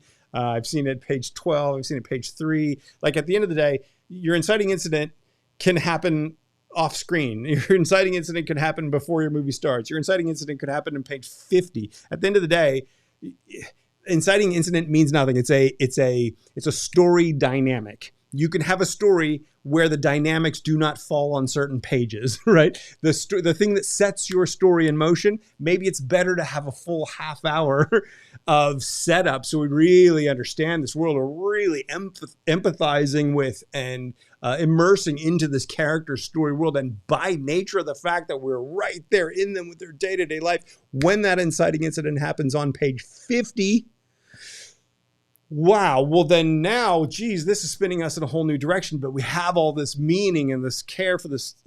It just depends on how you tell your story and what setups and payoffs you're using to pull your character through that story. And therefore what you're setting up and what you're paying off and what that means and why and how thematically this is going to be the most effective way to convey those. There's just so many elements to it. So, but please don't confuse that with 1 page equals 1 minute.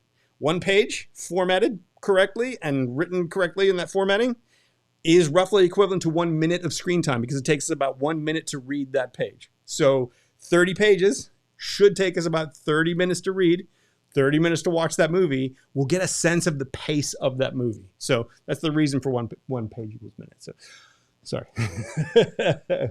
Desi Rabbit, thank you so much for the super chat. Appreciate that. You're so sweet. You've done it a couple of weeks in a row now. I really appreciate that.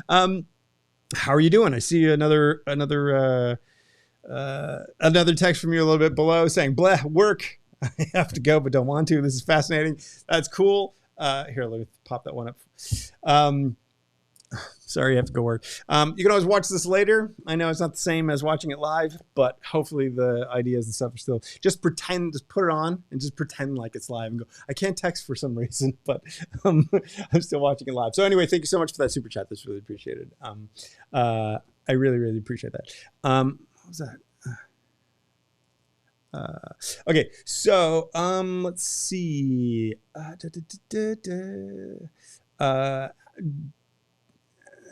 Action films quicker than dialogue. I think a page of dialogue might be a minute or more, but not necessarily action. So this is partially true.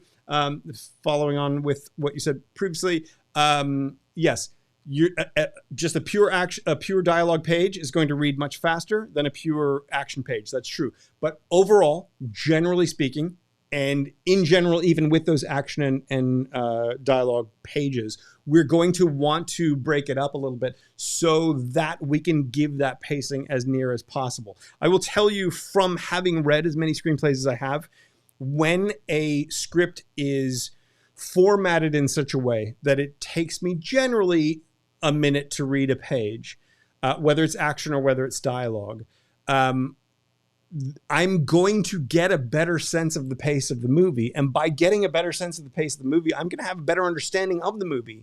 How do I word this? One of the things that would-be screenwriters just don't understand is that the secret to effective screenwriting, the thing that is going to make your work stand out above other people's, is not the words you put on the page. It's the words you don't put on the page. What is not said in a screenplay is as important or more important, I would argue, often, not always, but often, than the words you put on the page. The flow of it, the pacing of it, the tension, the suspense, the implied moments. If it's just about, hey, let's go to the store. I got a flat tire. Well, we better fix that then. If that's all it is, and we don't know that there's this dripping, just rage bubbling under the surface of these two people, it means nothing, right?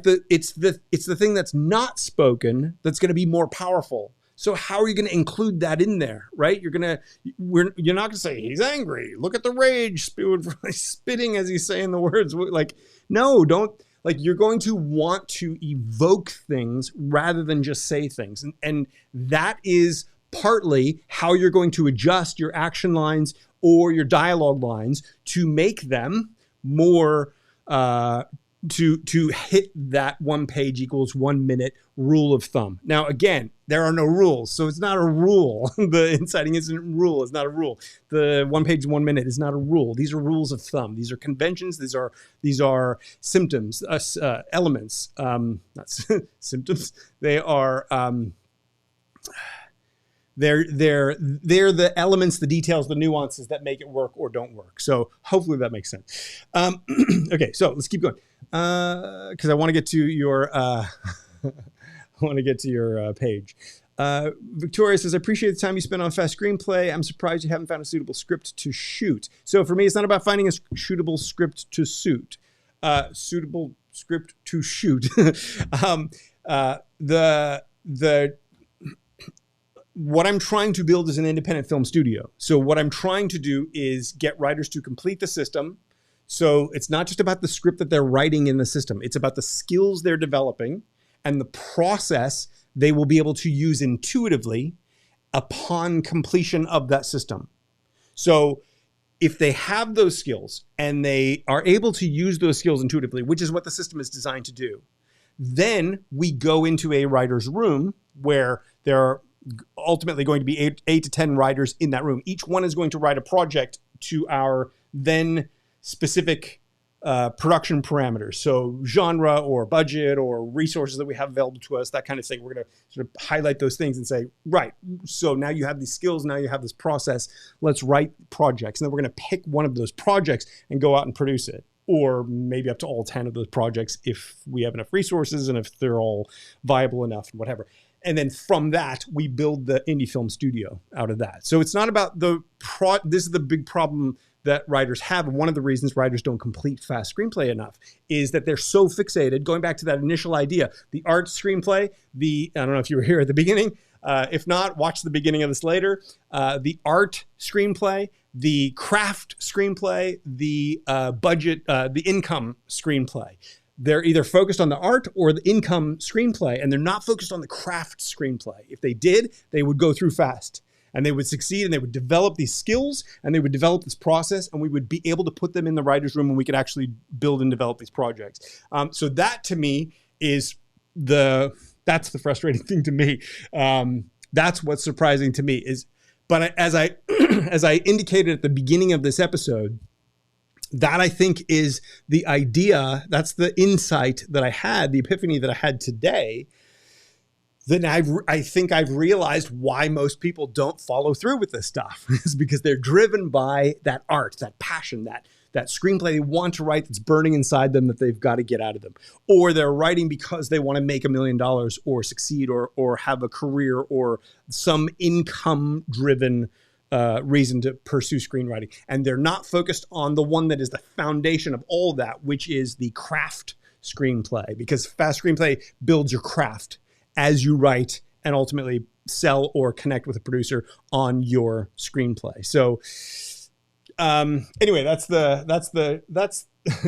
I agree that we should have more at this point, but I think this insight today kind of gives me an understanding now of the past 10 years of what maybe has been missing or hasn't been quite, I haven't been able to sort of connect with that idea. And I think I am going to infuse that idea in subsequent screenplay groups or writers going through the process. Because I think understanding that idea will really, I don't know if it will, but it should change the way you approach your screenwriting. So Felipe Vecchi says, recently I write a fast, long screenplay for a contest in 7 days. I'm not sure what that means. So in 7 days, you wrote a screenplay for a contest, which is fine. When I refer to fast screenplay, I'm referring to a couple of things. FAST is an acronym, so it's all caps. Capital F, capital A, capital S, capital T. That is the 4-part process of writing. All writing. Whether you write with me, whether you go off and do it on your own, whether you write novels or short stories or screenplays, all writing is a 4-part process. There is the focus phase, the planning phase, if you will, where you take all the stray ideas in your head and you focus them into a story or a plan, or this is what I think I want to write, an outline, something like that. Then you write that. You get that first draft out, what I call the apply phase. You apply the plan to the page. You get it out of you. Then you have to strengthen what you wrote, because what came out of you at first was not ever going to be perfect, right? Because we don't go from here to the page fully formed perfect. It goes and it's kind of a mess because there's all sorts of gaps in our brain. But when we get it on the page, then we see all the gaps. So we have to go through and we have to strengthen our screenplay. We have to make it solid. That's what the S in FAST is, the strengthen phase. The rewriting phase, to put it another way. It's where you rewrite your work until the words on the page, the story, the meat of it is the story you wanted to tell. It's what you wanted to create. And then is the polishing phase, what I call the tweak phase. We're going to tweak the words on the page to create a page turner reader experience. So that page turner reader experience is the thing that you've taken your idea, focus, apply, strengthen, tweak, and then you end up with a page turner reader experience that's ready to be reviewed and perceived and absorbed, experienced by the audience. Now, the reason I like FAST is because, as an acronym, is because your goal is to write a fast screenplay, a screenplay that reads fast. Make no mistake about it. No one will ever care how fast you wrote your screenplay. I appreciate this and I admire you for a 7-day screenplay, but nobody will ever care that you wrote your screenplay in 7 days. If your screenplay is awful, right? And you wrote it in 7 days, all we can think to ourselves is, why didn't you take more time with it? Do you not care about the idea? If your screenplay is amazing and you wrote it in 7 days, we're going to go, wow, that's cool. How many screenplays have you written before this that you're able to do this so quickly? Because nobody just goes from idea to screenplay in 7 days without a whole lot of experience behind them, at least not to a viable screenplay in 7 days. When someone reads your words, they're reading words on a page. They literally have no idea how long it took you to write those words, whether it took 7 days or 7 years. They have no idea. What you need to do is not worry about how fast you get it out there. What you need to do is worry about how fast it reads. How well you have grabbed your reader's imagination, pulled them into your story and taken them on this journey, this experience that's going to give them this visceral experience that's going to help them see the movie in their own imagination. That is what I call a fast screenplay, a screenplay that reads fast, a page turner. So if you're writing a page turner screenplay in 7 days, that is very impressive. If you're spitting out a screenplay in 7 days, that's neither here nor there, and I generally advise against it. In FAST, focus, apply, strengthen, tweak. The apply phase, we do want to write in 7 days. Like eventually, when you first go through it, we do it in about a month. But as you get better and better at it, it becomes more and more intuitive. You'll be able to do that in a matter of 7 days, probably 2, 3, 4 days, really, if you wanted to. No need to go that fast, but getting it from the plan to on the page, you kind of do want that to be quick. But that's your first draft. Then you want to strengthen it and strengthen it and strengthen it and strengthen it and make it really genuinely, truly solid. And then tweak it into that page turner screenplay. That's when you have something worth sending out, whether it's to competitions or to readers, to production companies, to friends, to family. The more powerful you can make your screenplay, the more of a page turner you can make it, the more fans you're going to get. You can send it to your family, you can send it to friends, you can send it to industry people. If you're writing a genuinely page turner, compelling screenplay, they're going to think, this is fantastic. They're going to be your advocate. They're going to say, send me anything you write. I want to read whatever you write. That's when you know you're writing material that is fast in the way that I'm using it, which is page turner gripping screenplays. Hopefully that makes sense. Thank you for that comment. Katie, I have to just highlight this one. Thank you so much. Fast is life-changing, and more than that, it's brain-changing. It's extraordinary. Thank you, Katie. I really appreciate that comment. By the way, I got to contact you to get a testimonial, because I'm going to start doing some testimonials on my website. That just reminded me, because can I use that one? Anyway, let's see. Dimitri says, okay, I would love to join fast, but his price tag's a little too pricey for me right now. It's totally okay. I fully understand. Listen, when I build my system that is literally a $30,000 program and literally designed to replace a 3-year master's degree program, some backstory. When I taught a weekend screenwriting workshop in Canberra, Australia at a university there many years ago, 18 years ago, something like that. At the end of my 2-day workshop, 12-hour workshop, I had one of the kids there was a student who'd just gone through a 3-year master's in screenwriting program at Canberra. And he said, in one weekend, I have learned more than I learned in 3 years at my university program. So I said, okay, that's cool for the weekend screenwriting workshop. How can we avoid this guy having to do a 3-year university program and actually get what he needs in the industry, not just what the academics give him, all the fill his head full of theory? How can we make it so that he's got what he needs? So what I did was I set out to replace literally that $30,000 3-year Masters of Screenwriting program. And so that's what I tried to build. And then I offer it literally at what it costs us. I understand if that price tag still is too high. I get it. If you can get a Mercedes-Benz that's worth $80,000 and somebody happens to be willing to sell it to you for $2,000 and you don't have $2,000, it's still too expensive. I totally get it.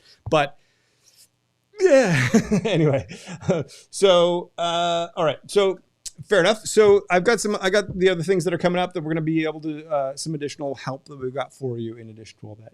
And I'm not trying to pressure anybody who's here, to sign up for fast anyway. I just, I want you guys to get where you're trying to go, in part because if you get where you're trying to go, it helps me get where I'm trying to go. I make no money on this stuff. So it's like, I just want you to get there. So whenever I talk about fast screenplay, whenever I talk about what I offer, all that stuff, it's because I want you guys to take advantage of it because I want you to get there faster. That's all. Okay. So let's see. Jeff, even though the director might not have a final cut of a movie, will they always have a copy of I think you're asking about the movie they originally envisioned. No, not necessarily. I mean, the director is a piece of so we have glorified the director in movies and sort of imagine that the director is the auteur. And that may be true in a certain context. I mean, like Tarantino or name your favorite auteur. But generally speaking, a director is more of the general of an army, and the army is all the crew who are making the movie, with the actors being the higher officers and that they're doing the work together for the most part, and the sort of the keys in the different departments. So the key in the camera department, the key in the sound department, the key in the lighting department, and all those people, and then they talk to their team to get whatever needs to be done. So they won't necessarily have the director has an idea in their head. What can they realize? What can they get made? Maybe it is maybe they're able to fully shoot or nearly fully shoot what they had in their imagination. Maybe they aren't. And if they are, or if they aren't, they're going to have that basically, and that's going to get cut into it. So, the director will almost always make a director's cut because it's the thing that if they're working with the editor, they're going to make the cut that they believe. Sometimes that'll be the final cut and sometimes it won't be, but, yeah, so movies are there's a lot of variables involved in making movies. That's one of the reasons the screenplay has to be production ready, is because, we need to have solid footing before we go into this process, the situation that has so many wild variables that it's like almost impossible to make a good movie, even with the best screenplay. So, we're going to do what we're going to try to do. So, let's see. Okay, let's keep going. Yes, I think it is about time for Jeff 1 to take off. Let's see. heard a screenwriter complain they can't recognize the story after it's produced. Many directors have their own writers do rewrites. That's true. Again, like I said earlier, if you sell your screenplay, it belongs to them. So they're free to bring on another writer and free to change what you've written and free to take half the credit and all that stuff. So yeah, that's the nature of the beast. And unfortunately, it's one of the, I think it's a contributing factor to why screenwriters are not necessarily revered in the industry. And one of the things that I'm trying to maybe change or have a hand in, I really want to bring the profile and the value of screenwriters up. I believe if we do that, it's going to encourage more people to write screenplays. It's going to encourage better quality screenplays. It's going to give us more great fodder to work with. So hopefully that makes sense. I'm going to skip that one, Dimitri. Let's see. I'm going to skip down a little bit. I'm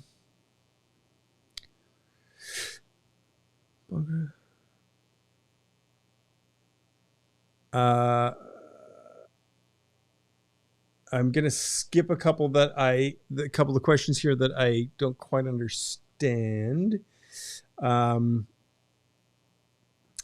Growing old with purposes. How about documentaries? Haven't heard you say anything about them. My brother is going to do something at age 70 that will break a world record. I want to document his journey. Making money, not important. Well, I don't talk about documentaries because documentaries is a completely different thing. What I talk about is narrative storytelling. So, feature films, TV, short films. A documentary is generally, the way you make a documentary is generally go film it. Ideally, you before you go out and film your documentary, you're going to sort of map out what you think the story is, how you think the story will break down, so that you can make sure to film the elements of those things. So, for example, we tried at one point, I was trying to make a documentary. A friend of mine was an artist and got hired to take Aboriginal art and reproduce it at scale for a museum in Paris. And so they were going to go, the artist team was going to go to the Aboriginal communities to work with the Aboriginal artists to see how they made their pieces that are about, this big, and then figure out how to reproduce like the raking lines of a blade of grass at scale, like on it to amplify it onto a ceiling is a huge. You can't just use blades of grass on the ceiling. You've got to recreate the effect, but stay true to the artwork. So I thought there'd be a fascinating idea for a documentary. We're going to do a 4-part documentary series. We got the plug pulled on us for political reasons. Cut a long story short, government bureaucracy stepped in and said, you can't do that. And then they tried to go do it, and then they failed, and then no documentary got made. So anyway, yeah. So anyway, but what we basically did was mapped out what the sort of 4-part journey would be. And then we go and we film what we think is going to be that 4-part journey. And then while you're there, you sort of see what story unfolds.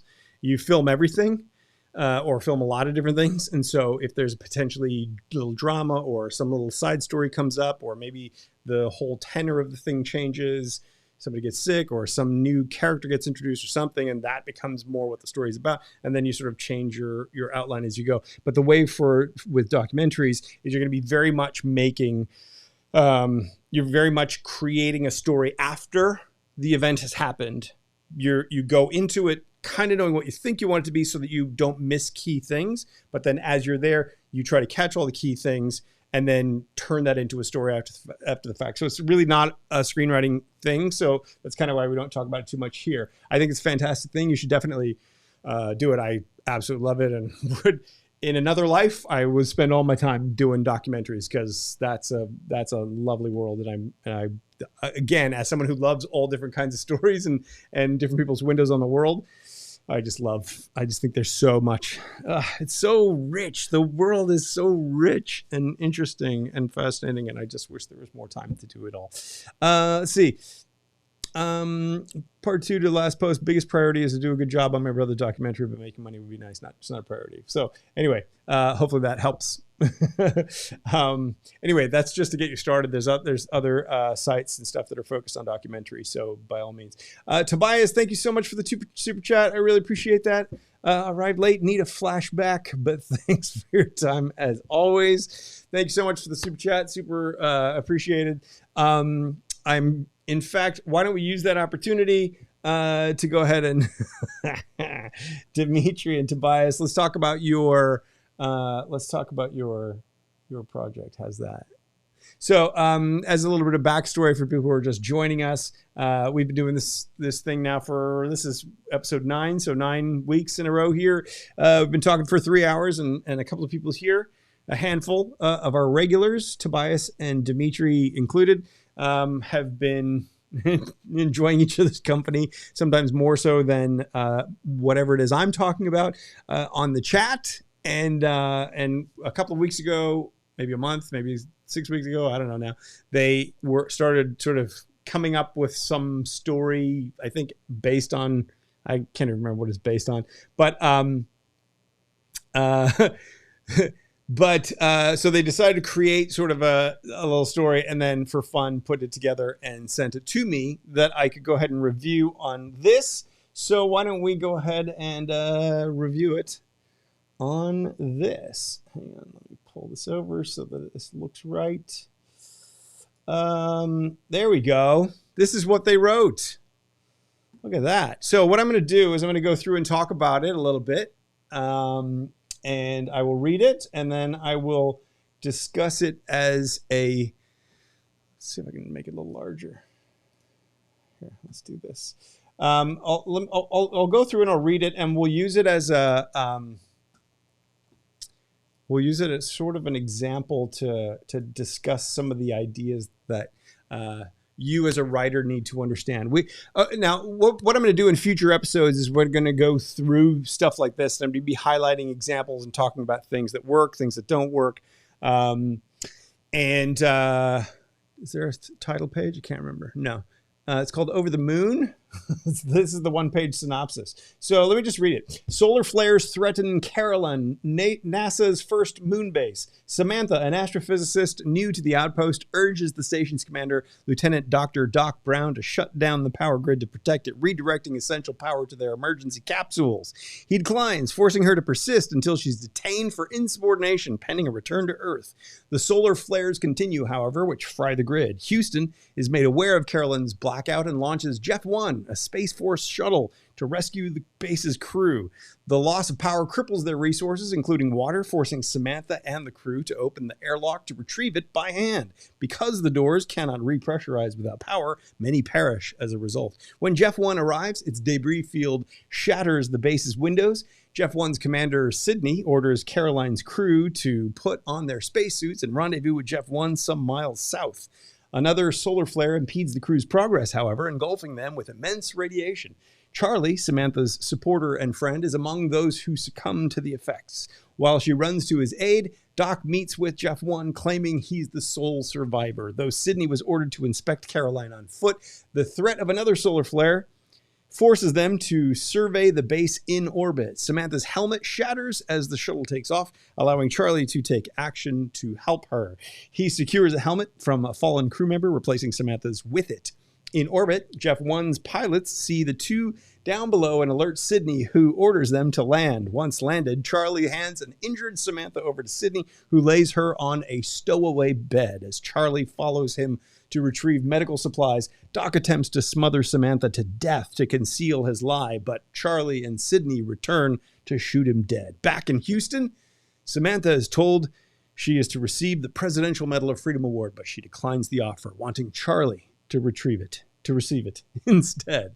Okay, so first of all, was my dramatic reading of that okay? I'm going to skip down to see this live. So, so Dimitri says, this is so great, it should be selected by the U.S. Library of Congress for preservation in the National Film Register for being culturally, historically, or aesthetically significant. I'm gonna let's Agree to disagree. So, okay. So here's what I want to do. So now, believe it or not, this is kind of comparable to what a whole lot of people submit as a one-page synopsis. And I'm going to go through and try to highlight why maybe some of the things, some of the issues that I have with it. Now, okay, so there's a couple problems that I want to point out right off the bat. And one of the main problems is that Caroline is the name of the moon base. Jeff 1 is the name of the shuttle. And so you have all of these weird character names, right? So as we're getting into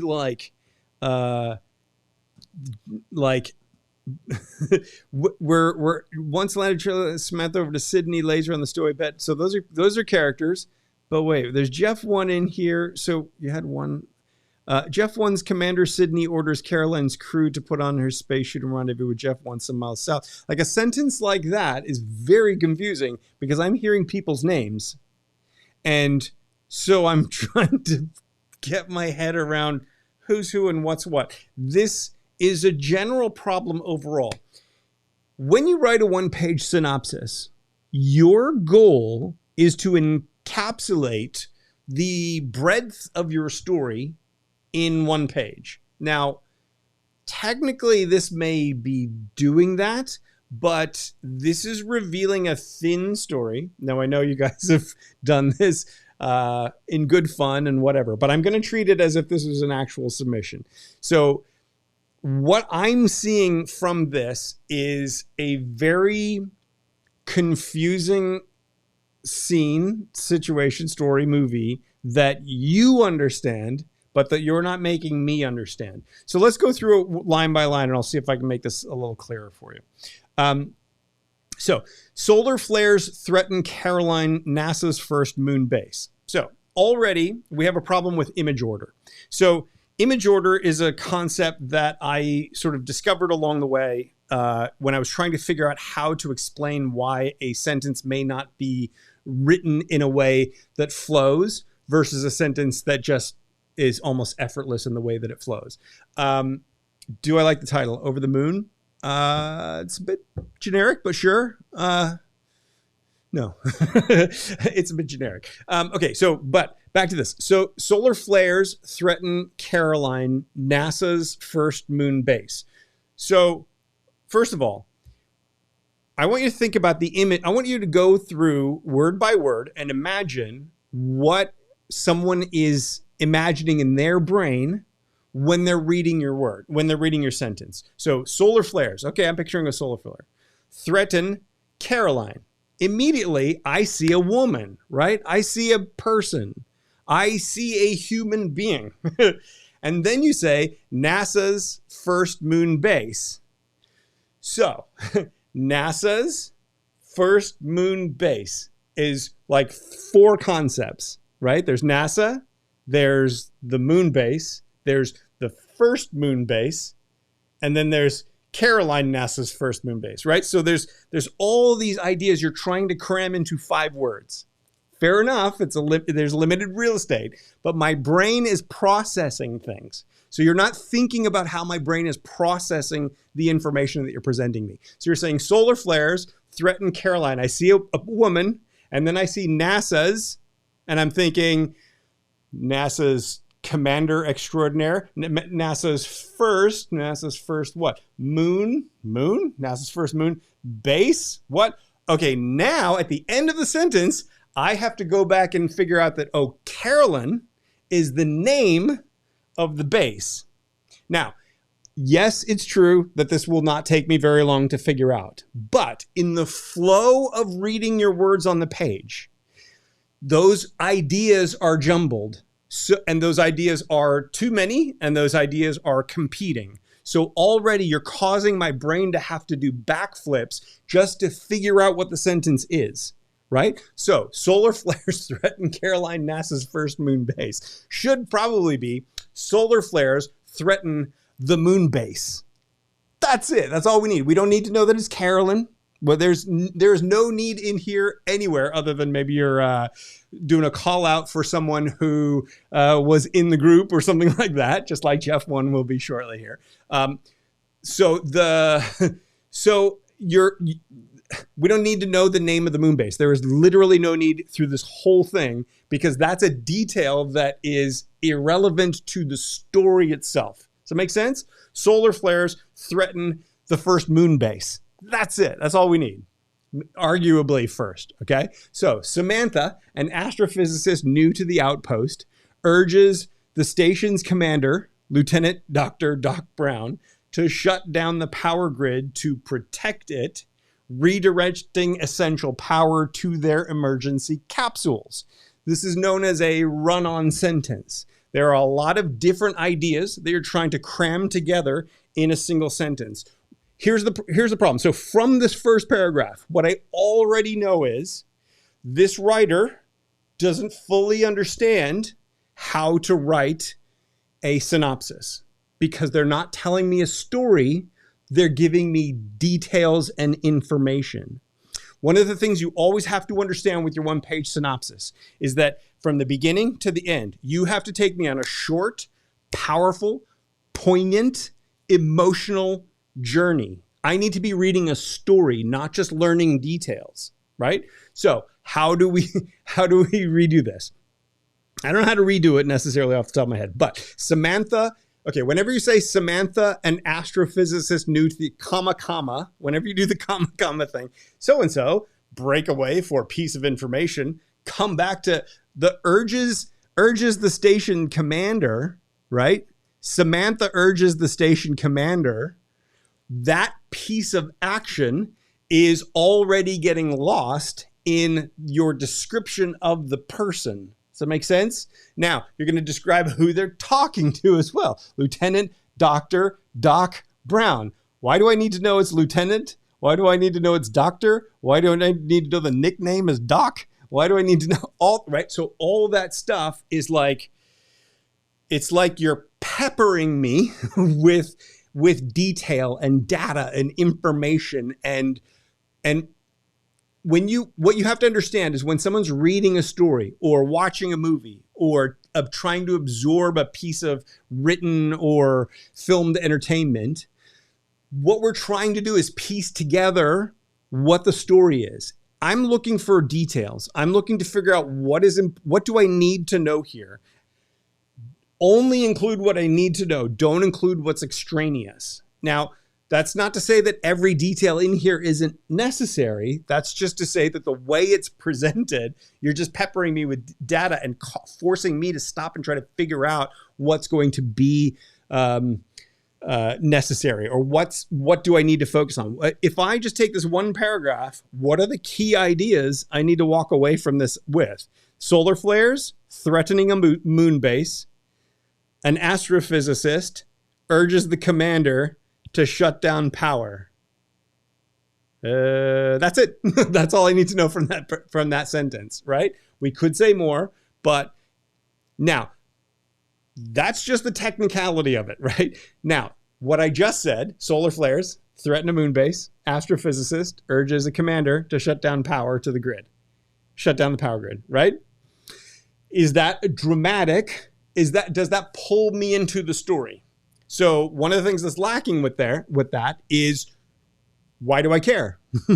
Because somebody's going to die? Because, right? So that is, in theory, that might be implied, but because I'm spending so much time figuring out through the peppering of data, I don't quite understand. I don't quite know if I don't know what's at stake with that. That's a potentially dramatic situation, but if you're trying to capture me, if you're trying to hook me with your story, with your synopsis, that first paragraph has to make me go, oh, geez, tell me more. What's going to happen? And because of the way that it's written, it's impossible for me to have that feeling viscerally, right? So if I analyze it, does it give it to me?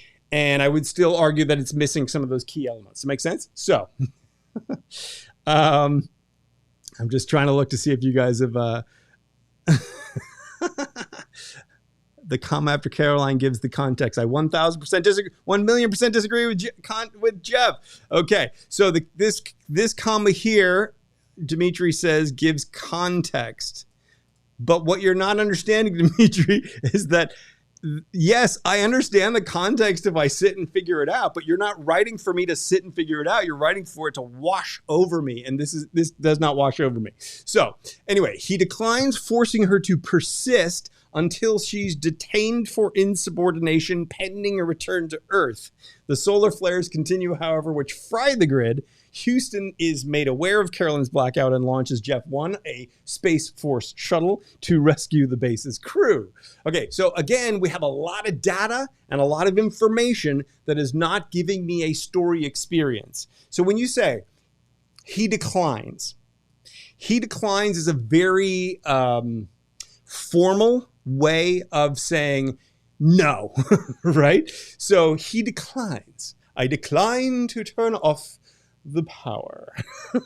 That's not what's happening here, right? What's happening here is, holy crap, we got to turn off power. No. Why does he decline? We need to have a sense of what this conflict is. So he declines, but that's not really giving us a sense of what's happening here. Forcing her to persist,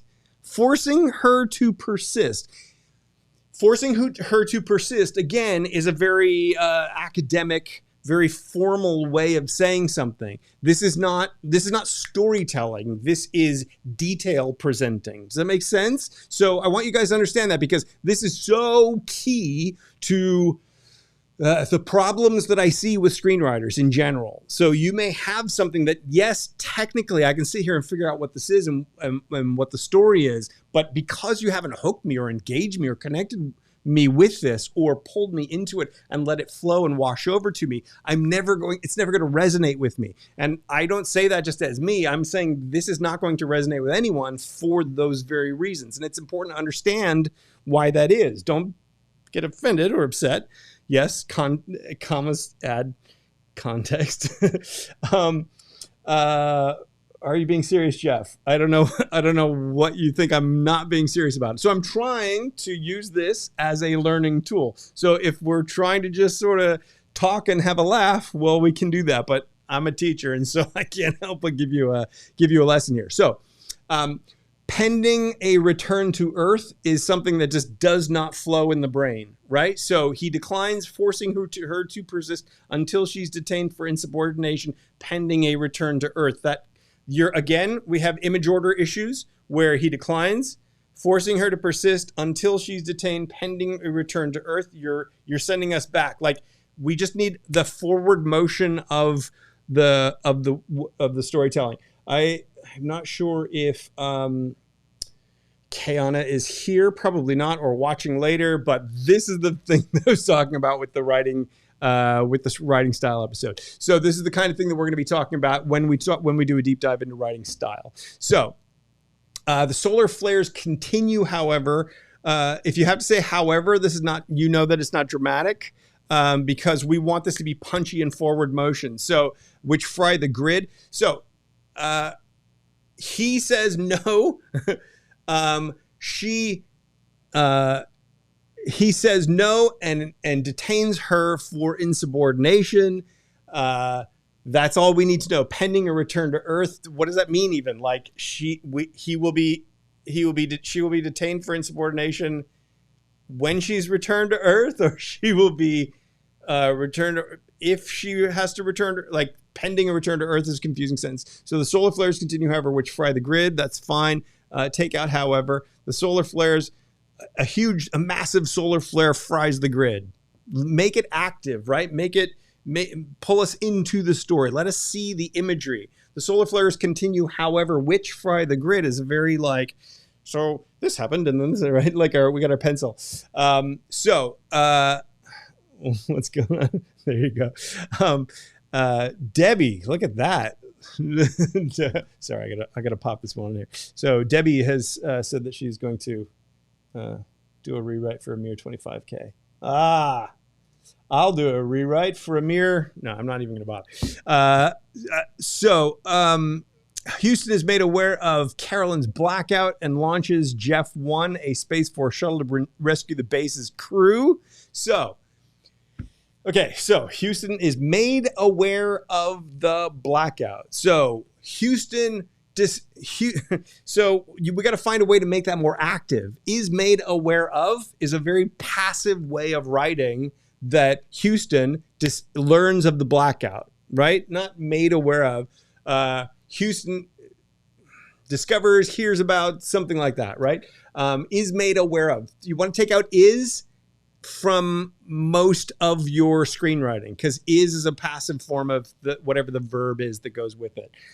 Carolyn's blackout, again, we can't help. You know that Carolyn is the name of the moon base, but this is only the second time I'm reading this name, so I immediately imagine a person again, because there's also two other people that I've met in between here. Oh yeah, wait, no, that's the moon base they're talking about. So Houston is made aware of the blackout, launches. Do not make this a character name, because if it's a human name, I'm going to see another person. Obviously, I saw myself, and I'm sure I thank you for the homage. But and I like that you made it Jeff 1, because when it comes to critiquing and criticizing, Jeff 1. Anyway, Space Force shuttle to rescue the base's crew. So fine, Houston discovers the blackout and launches a shuttle to rescue the crew. Done. We don't need so many words, and we certainly don't need it to be sort of meticulous in that way. We want to tell the story. Give us the emotional, what's happening. Describe what's happening on the screen. The loss of power cripples their resources. The loss of power cripples their resources. These are passive ways of writing this, right? So they lose water. They lose power, they lose energy. Or when they lose water, Samantha has to open the airlock to retrieve it by hand. I don't mind that, but I don't know what that means. What do you mean, open the airlock to retrieve what, the water or the resources? Like, as a sentence, it doesn't really make a lot of sense. Because the doors cannot repressurize without power, many perish. Many perish? You're talking about a lot of people dying. People dying. Don't say many perish. Half the crew dies. Ejected into space. Well, they're on the moon, but they eject and they floatingly land on the moon, like someone floating on the moon. So hopefully this makes sense. Hopefully you're understanding what I'm saying. So when Jeff 1 arrives, its debris field shatters the base's windows. Again, every time I see Jeff, every time I see Caroline, I'm seeing a person. So it takes that extra moment to decipher what's going on. Its debris field shatters the base's windows. Jeff's 1 commander, Sydney, orders Carolyn's crew to put their spacesuits and rendezvous with Jeff 1 some miles south. I don't know what that means. But I think you can see how we can simplify that, right? Just when the shuttle arrives, its debris field shatters the base's windows. Everyone gasping for air, whatever, like give us the thing. The commander orders the crew to put on spacesuits and rendezvous. That's not very active. Another solar flare impedes the crew. Again, we're using these big words. We're using these words that are like almost like academic, like thesaurus words, rather than just simply telling us what's happening in this scene. Another solar flare impedes the crew's progress. However, engulfing them with immense radiation. Engulfing them. Another solar flare. Describe what it's actually doing. So if another solar flare engulfs them with radiation, we don't need impedes the crew's progress. That's clearly impeding their progress if it engulfs them with immense radiation. Charlie, Samantha's supporter and friend. Now we're introducing a new character in paragraph 4 of our page. So I don't even know how many characters we have at this point. Samantha's supporter and friend is among those who succumb to the effects. Succumb to the effects, such a dramatic way of saying die. Just he dies. Charlie, or what does that even mean? Succumb to the effects. She runs to his aid, so he didn't die. He's the sole survivor. Doc meets with Jeff 1, claiming he's the sole survivor, though Sydney was ordered to inspect Caroline on foot. The threat of another solar flare forces him. Okay, so I'm going to leave it at that. So hopefully you understand. I'm not having a go. This is a really important point, and I want you guys to understand what I'm saying with this. I love that you guys have just, out of sheer boredom while I'm talking, or camaraderie or fun, just put this thing together. That's all perfectly good and fine. And I love that you guys have done that, and fantastic. But if you ever submit a synopsis, the goal of the synopsis is to tell the story. And so telling the story involves both the logistics of telling the story, like what actually happens, but also the way in which you tell the story, so that we're flowing through the story itself. I should not have to stop and figure out anything that I read in a one-page synopsis, or for that matter, in a logline, or for that matter, in a whole screenplay. I should not have to stop and figure out anything. And guys, here's the thing. I do. I always do. I always have to. That's one of the biggest problems. It's why I go on and say, guys, there is no competition in screenwriting, because most people do not fix these kinds of problems and challenges. Most people are focused on the story they're trying to tell and not on the reader experience of that story. And so if you switch it around and you make it about what the reader is experiencing as they go through this journey, understanding they're flying through this, you need to make these ideas, the image order, have impact and always be in a forward motion. You need to have it be simple enough that you're not bombarding with too many compounding ideas, making it impossible to retain it on a first read. People need to understand it on a first read. But then secondly, over and above all that, over and above the logistics of all that, there isn't really anything that I'm seeing here that gives me a reason to care about your story. One of the great challenges of a one-page synopsis, and again, guys, I know this is all for fun, but I'm taking the opportunity to try to teach something about one-page synopses. The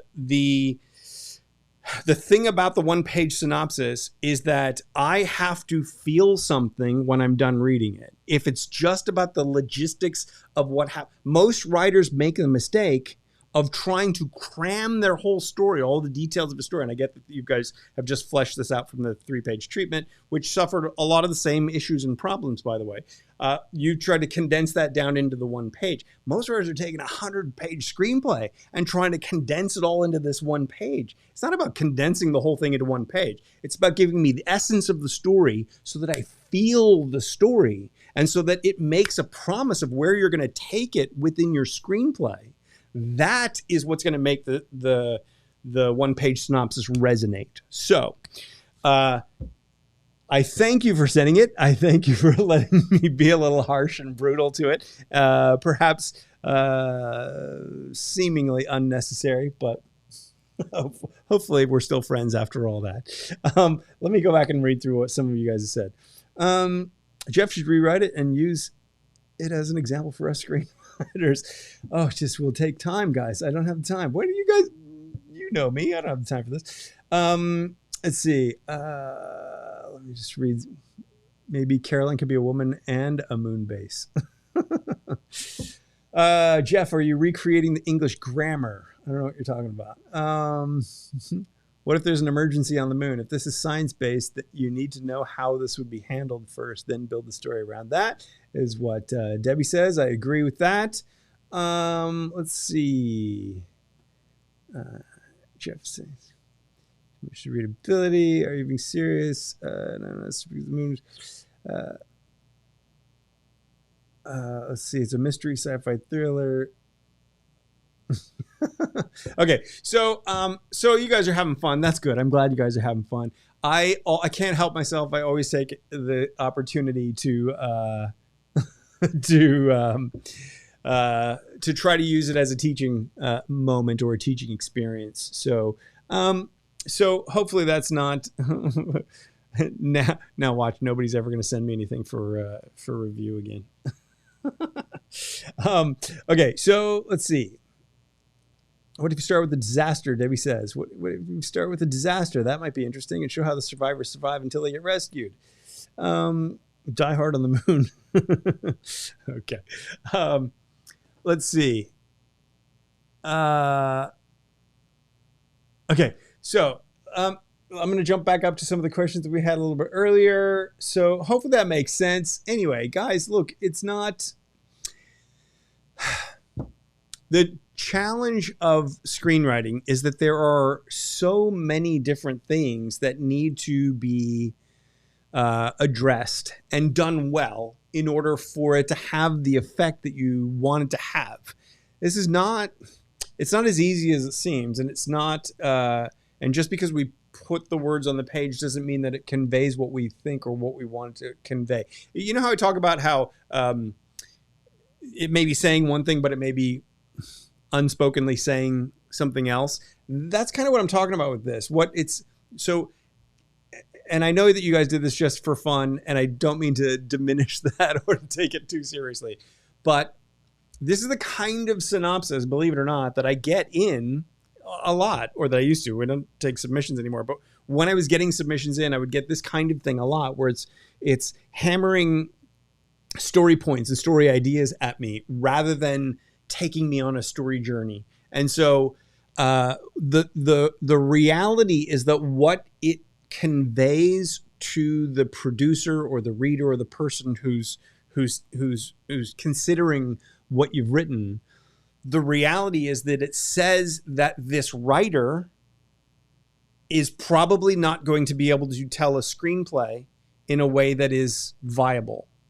So all kidding aside, if we don't address the kinds of things that I brought up here, if you guys don't focus on improving the things that I'm talking about, just in a more serious context in whatever it is that you're actually writing, the takeaway from someone reading the one-page synopsis is, I know with certainty that the script will not be viable. And people often ask me, how can I know from just a log line that the script will not be viable? And that's how I know. Because if you don't have the image order down properly, if it doesn't roll trippingly off the tongue, if it doesn't include some reason for me to care, some dazzling thing that wows me, if it isn't something that meets all these criteria, something that I can immediately see the film, I can immediately see how to market it, something that tickles my imagination in some way, something that gets me excited about something, if it doesn't do those things, and particularly if it makes egregious mistakes, trying to cram story into a log line or trying to include details in a log line that don't go in a log line, I know from the log line that the writer does not understand this craft, right? So if I know from the log line that the writer doesn't understand the craft, all I need to see is the log line to know that the screenplay is going to be a no. And that was my experience. We got 30,000 project submissions in. I read 30,000 log lines, and I could tell from those log lines that the vast majority of writers were not going to be able to write something that could pull me in that way, that could tell me that kind of a story, that could have that kind of a satisfying ending, that could take me on that emotional roller coaster, that could be viable, it could be blah, blah, blah, blah, blah, right? Okay, I like the story idea enough. Show me your one-page synopsis. We see a one-page synopsis that has these kind of just academic, basic problems. And we go, there you go. There's the proof that the script is not going to be viable. So you don't even request the script at that point. You see what I'm saying? So it's an important... I know it can be dispiriting to have that be the note or the feedback. Possibly the reason I delayed reading this for as long as I did without sort of consciously doing it. But the reality is, if you understand what I've been saying here today, if we step back from the silly fun of it and understand the lesson and the takeaway, This will transform your writing. Just what I taught today and through this thing here. It can transform everything about your writing and how close you get to succeeding in your career. Like literally what we covered today is a game changer if you can absorb it and start to apply it. And we have 19 people watching at the moment. And I guarantee you, anyone who does click on that 3-hour thing ain't getting this far into the thing. So, anyway, all right, let's have a quick look at, see if there's any other questions or things that came up before we jump to all that. What was this? I suggest our next script for Jeff should introduce our main character on page 110 of a 110-page script. You never know. That could actually work. Think about it as an exercise. There's a way to make that work. I had literally, when I read that, I read that and I went, I actually think I have a way to make that work. Anyway. Let's see. Dimitri says it'll be about a screenwriter who disappeared only to be found on a remote deserted island. Yes. So, all right. Hey, Remo, how's it going? I heard Rocky was laid out over a weekend. Maybe it's a myth. I really don't know. I've heard all sorts of myths and stories about that. I heard that he wrote that pretty quickly, but that he also spent a lot of time rewriting it as well. How long it took somebody to write something, even something as iconic or classic as Rocky, is just not really relevant to anyone, though, either. So I gotta say, to all the writers out there, anyone still listening to me, paying any attention to what's going on here, we talked at the beginning about 3 things, 3 different kinds of scripts. First is the art script, the script that you're writing because it's your artistic expression. It's what you're passionate about. It's what you want to do. It's what you want to say. It's what you want to put out into the world. You want to write the script because you're learning screenwriting just because you want to write the script. That is one kind of script. Another kind of script is the income script. I'm writing a script to sell, to make money. What do producers want to know? I'll write that. What's selling at the moment? I'm going to write that. Genre films sell the best, so I'll write that. That you're writing to try to make money. Or once you've actually met producers and you've actually discussed with them, you're writing on assignment. You're writing on the kind of thing. The third one is I said it second earlier. The foundational one is the craft script, the script that you write to improve your craft. If you are not doing that, if you're not already focused on writing and developing your craft, on specifically whatever project you're working on now, trying to improve your craft in the process of writing it, or as your way of writing it, going through Fast Screenplay, for example, to actually develop your craft, to be able to do these things intuitively, naturally, automatically. We talk about all this stuff in Fast Screenplay. We do all this stuff.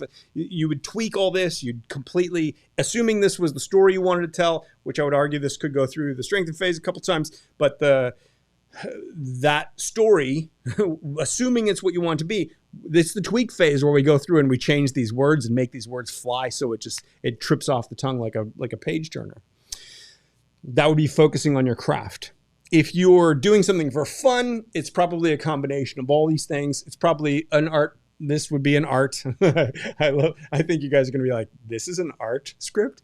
Look at us, all artists like. Arguably, it's an art script in that sense that it's something you're writing for fun or for passion.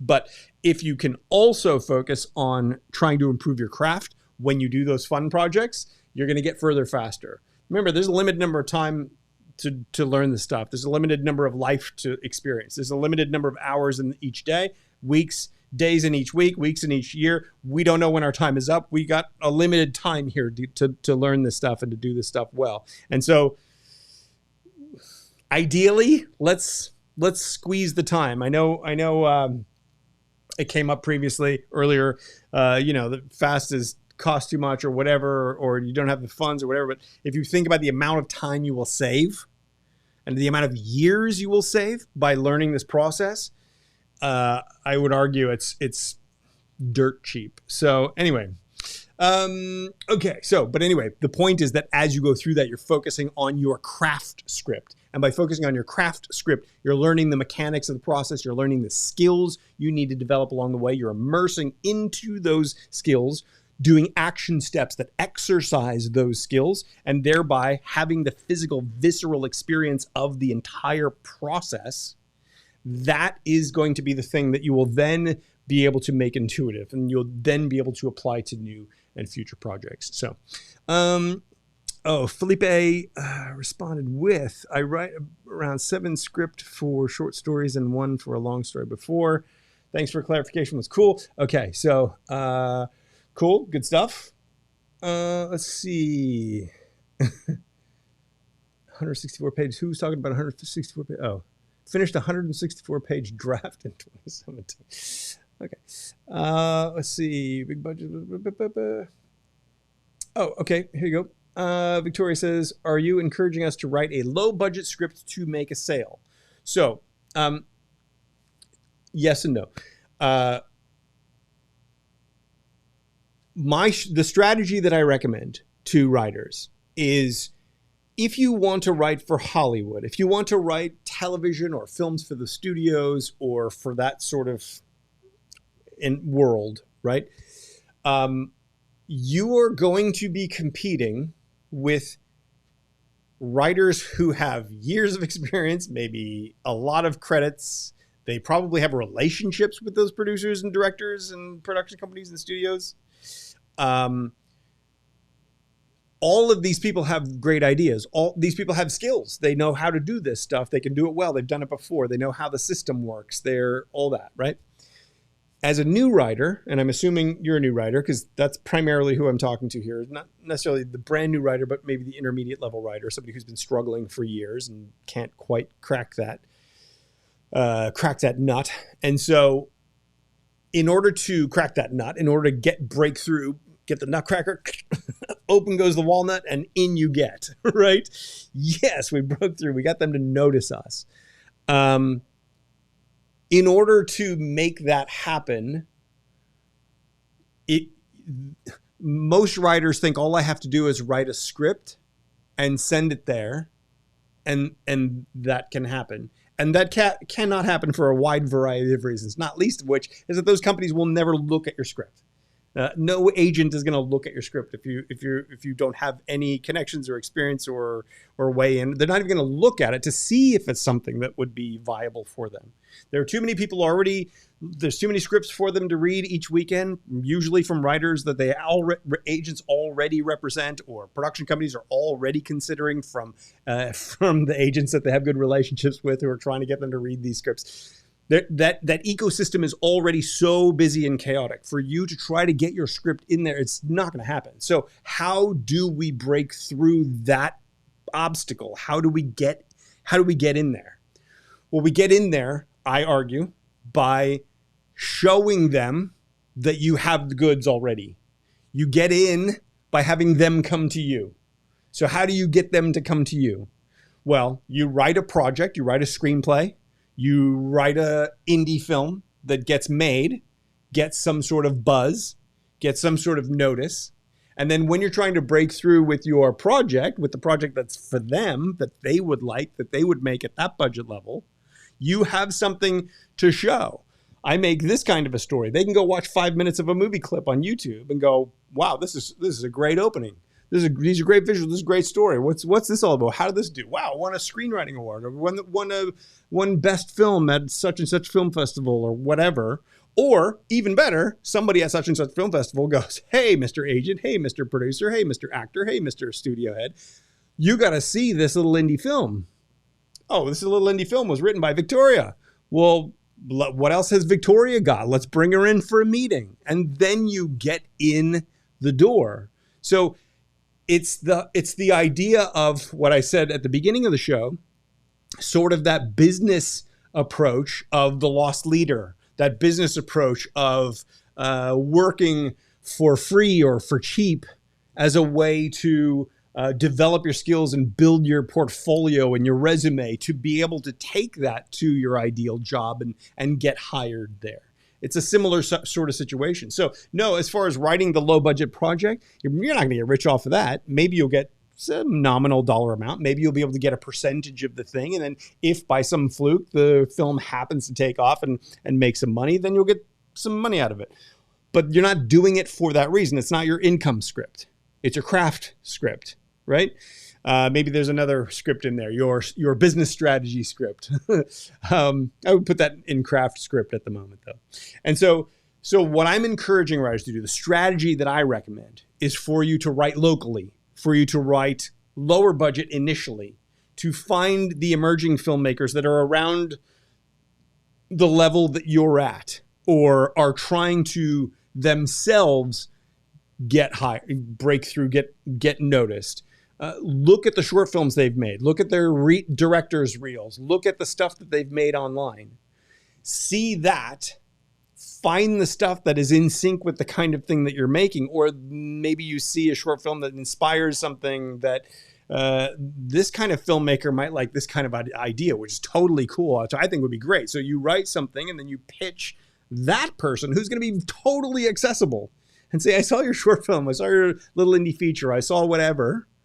That was fantastic. Listen, I think you would do well with a film that does blah, blah, blah, blah, blah. And you pitch how your project is going to help them on their journey as a filmmaker. They're going to be more interested in connecting with you because, wow, here's a writer. I hate writing. Here's a writer who's interested in helping me get where I'm trying to go. And then you connect with them on that level. You develop that relationship. It's all about relationships. George Lucas and Steven Spielberg and Francis Ford Coppola, they were all friends early on before they'd become mega successes. So of course they all help each other. They all feed each other. They all, give notes on each other's projects.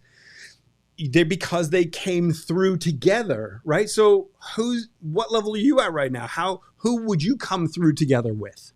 That's who you should try to be connecting with now. That's the strategic approach that I recommend writers focus on. Now, if your goal is to write for Hollywood, to write big blockbuster, Marvel entertainment, whatever you want to write, right? Something that is made at the $100 million budget level. If that's what you want to write, you have to write and develop those skills in addition to writing and developing the low budget skills. Because what works at $100 million budget level does not necessarily work at the $100,000 budget level, and vice versa. Right? These have to be these epic stories. These have to be widely accessible by general audiences. These can be very niche, very, very targeted, very limited audience, but something cool and quirky or what have you, right? So you need to be developing both sets of skills. So I'm not saying you don't do that. I'm saying you understand strategically how you're going to get to there. And you get to there by going this way, going through that. So anyway, that's what I'm suggesting. The sale can happen at all those levels. You may be able to find ways to make an income at the lower budget level, or what I was talking about earlier, through the corporate sort of filmmaking thing, through getting hired to do script doctoring or whatever. You have to have those skills. You have to develop your craft screenplay. You have to develop those skills so that you're ready to get hired in that kind of a professional environment. Hopefully that makes sense. Okay. All right. Brianna asks, are contests worth it? I don't know if Brianna's still here, but most people think of contests. I've talked about this in the past many times, but I'll just say it briefly.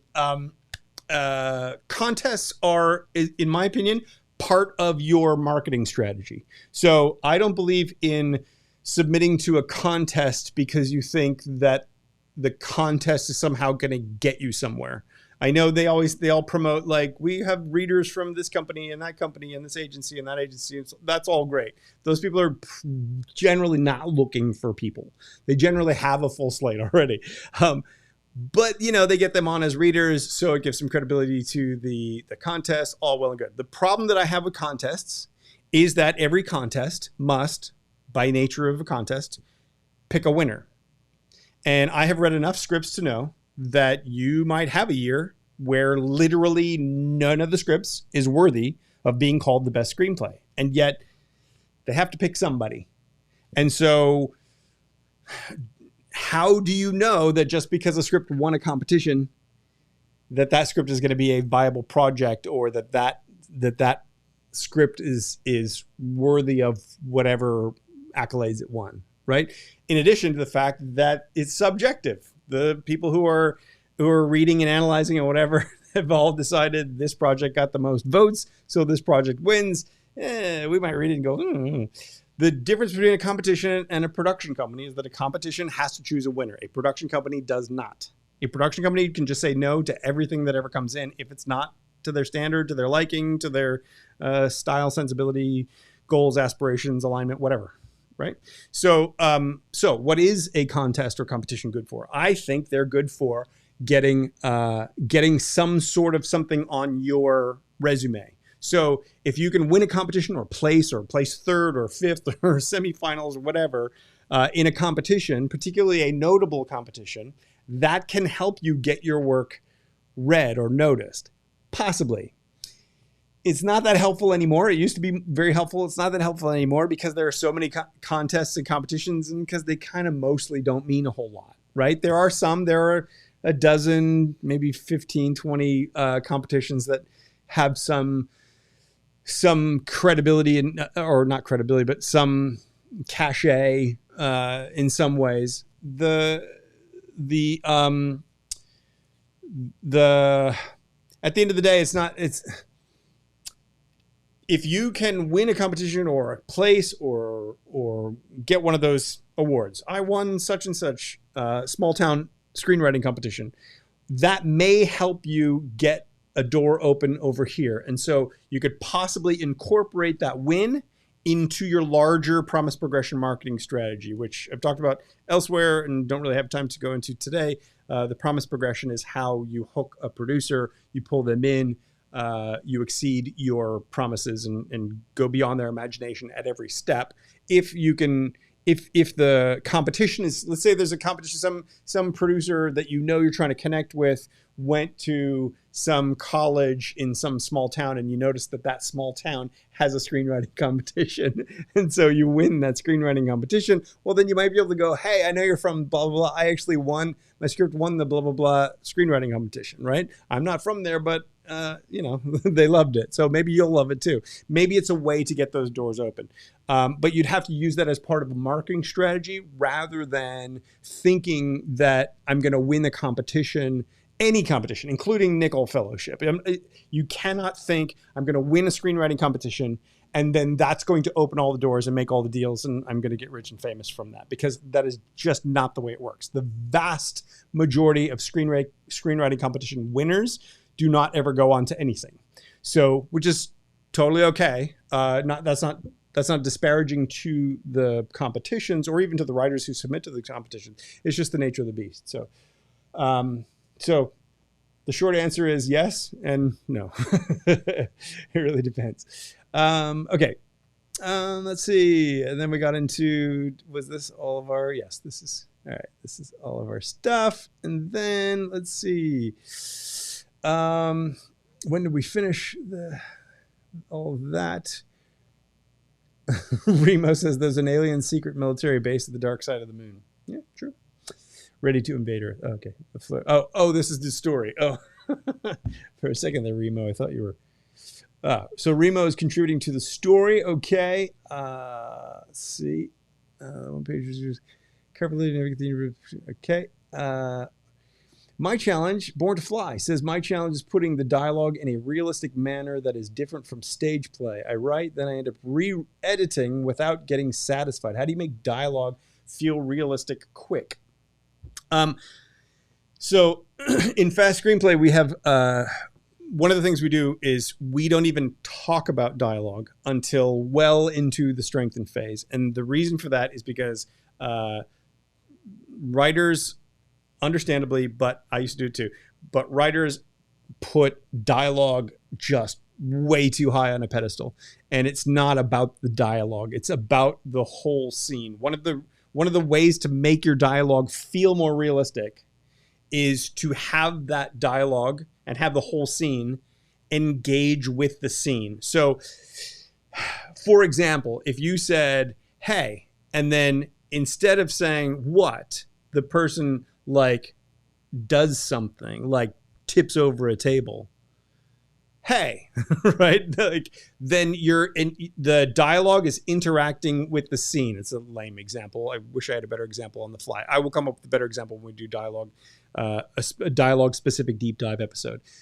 But when your dialogue interacts with the scene itself, when things are implied by dialogue rather than simply spoken by dialogue, your dialogue will feel much quicker and more effective. There are a lot in fast screenplay. We wait until like you're well into the strength phase, the rewrite process, before we even touch on dialogue. And then when we do, we hit you with like 45 or 60, I can't remember, different specific techniques to improve the dialogue. Because the approach that we take is you want to fix the core stuff, you want to build those dynamics into your scene, and then you want to lay dialogue on top of it. And so that being the case, here's like this whole array of tools to lay the dialogue on top in the way that's right for you. So in the right way that's right for the scene, in the context, in all that stuff. And then we go through and we incorporate the dialogue into the part of the rewrite. So there's no anyone who's going to give you like, you do this, you do that, and here's quick tip, here's quick tip. I can give you some quick tips. I'll do it in the dialogue episode because I don't have them handy.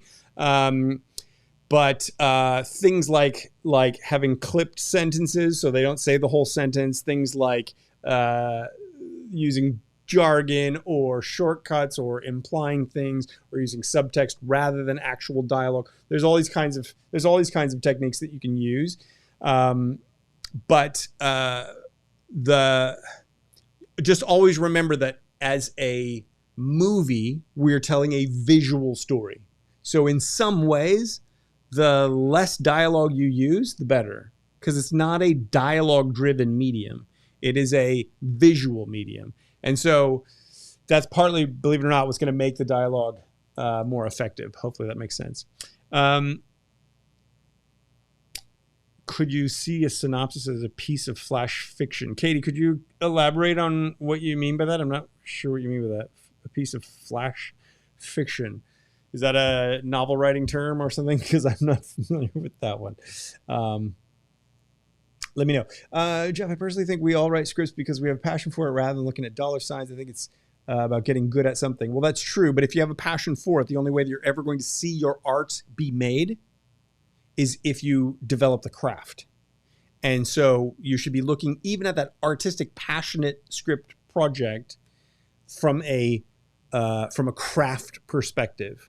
Keep developing and improving that craft, and the art will get better. The reason, the passion that is driving you towards it. Focus on the craft. So many writers, and this is the reason people give up in fast screenplay, is because they're just focused on, I just want to tell my story. I just want to get this. And it's like, yeah, we're getting to that by developing your craft to give you the best possible tools to be able to actually do that thing. But they're just so fixated on doing that thing that they're not willing to do the stuff that develops the craft. And so if you can separate the two ideas and focus on a craft screenplay, you will get to the art. If you don't focus on the craft, the art will never happen, I guess is what I'm trying to say, which may change our Venn diagram when we put that together. Funny that people spend 4 years and tens of thousands of dollars in college with no guarantee of a job. Yeah, I second that one. That one right there. All right. Let's see. Jeff, depends on location. Don't live in an area or anywhere near where people make movies. That's how it is for many, I would think. Goal is just to write. So yes, but believe it or not, there are people probably much, much closer than you think who would have a passion for making stuff. So you can write stuff at a lower micro budget level that, keep in mind, we could go out and make a movie tomorrow for $500 with equipment that I already have. We could go out and make a movie tomorrow for $500 and put that movie online, sell that movie online, make our $500 back through that, right? Potentially, depending on if we did it strategically, we could make a movie that could generate a whole lot more than that. Without getting into a cinema, without getting onto TV, without getting a Netflix deal, we could make our money back just through little independent micro cinema. So, or micro download movies. The problem is nobody sees that as a viable possibility. What I'm suggesting is by focusing on that level, you can develop your craft again, the art, the income, the craft.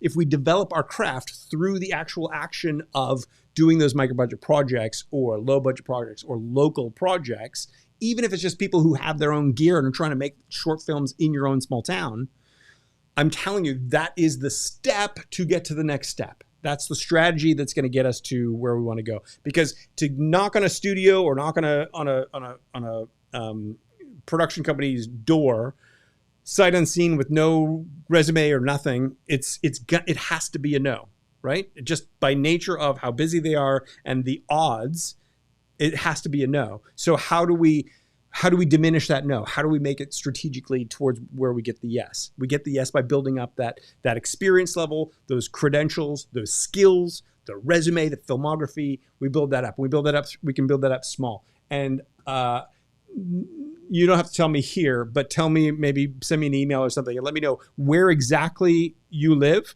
And I guarantee you we will be able to find people nearby to you who are making stuff. Almost guarantee it. Who knows? Maybe you're in a cabin in the middle of the Alaskan tundra or whatever. But even then, there's probably somebody nearby that wants to make a movie.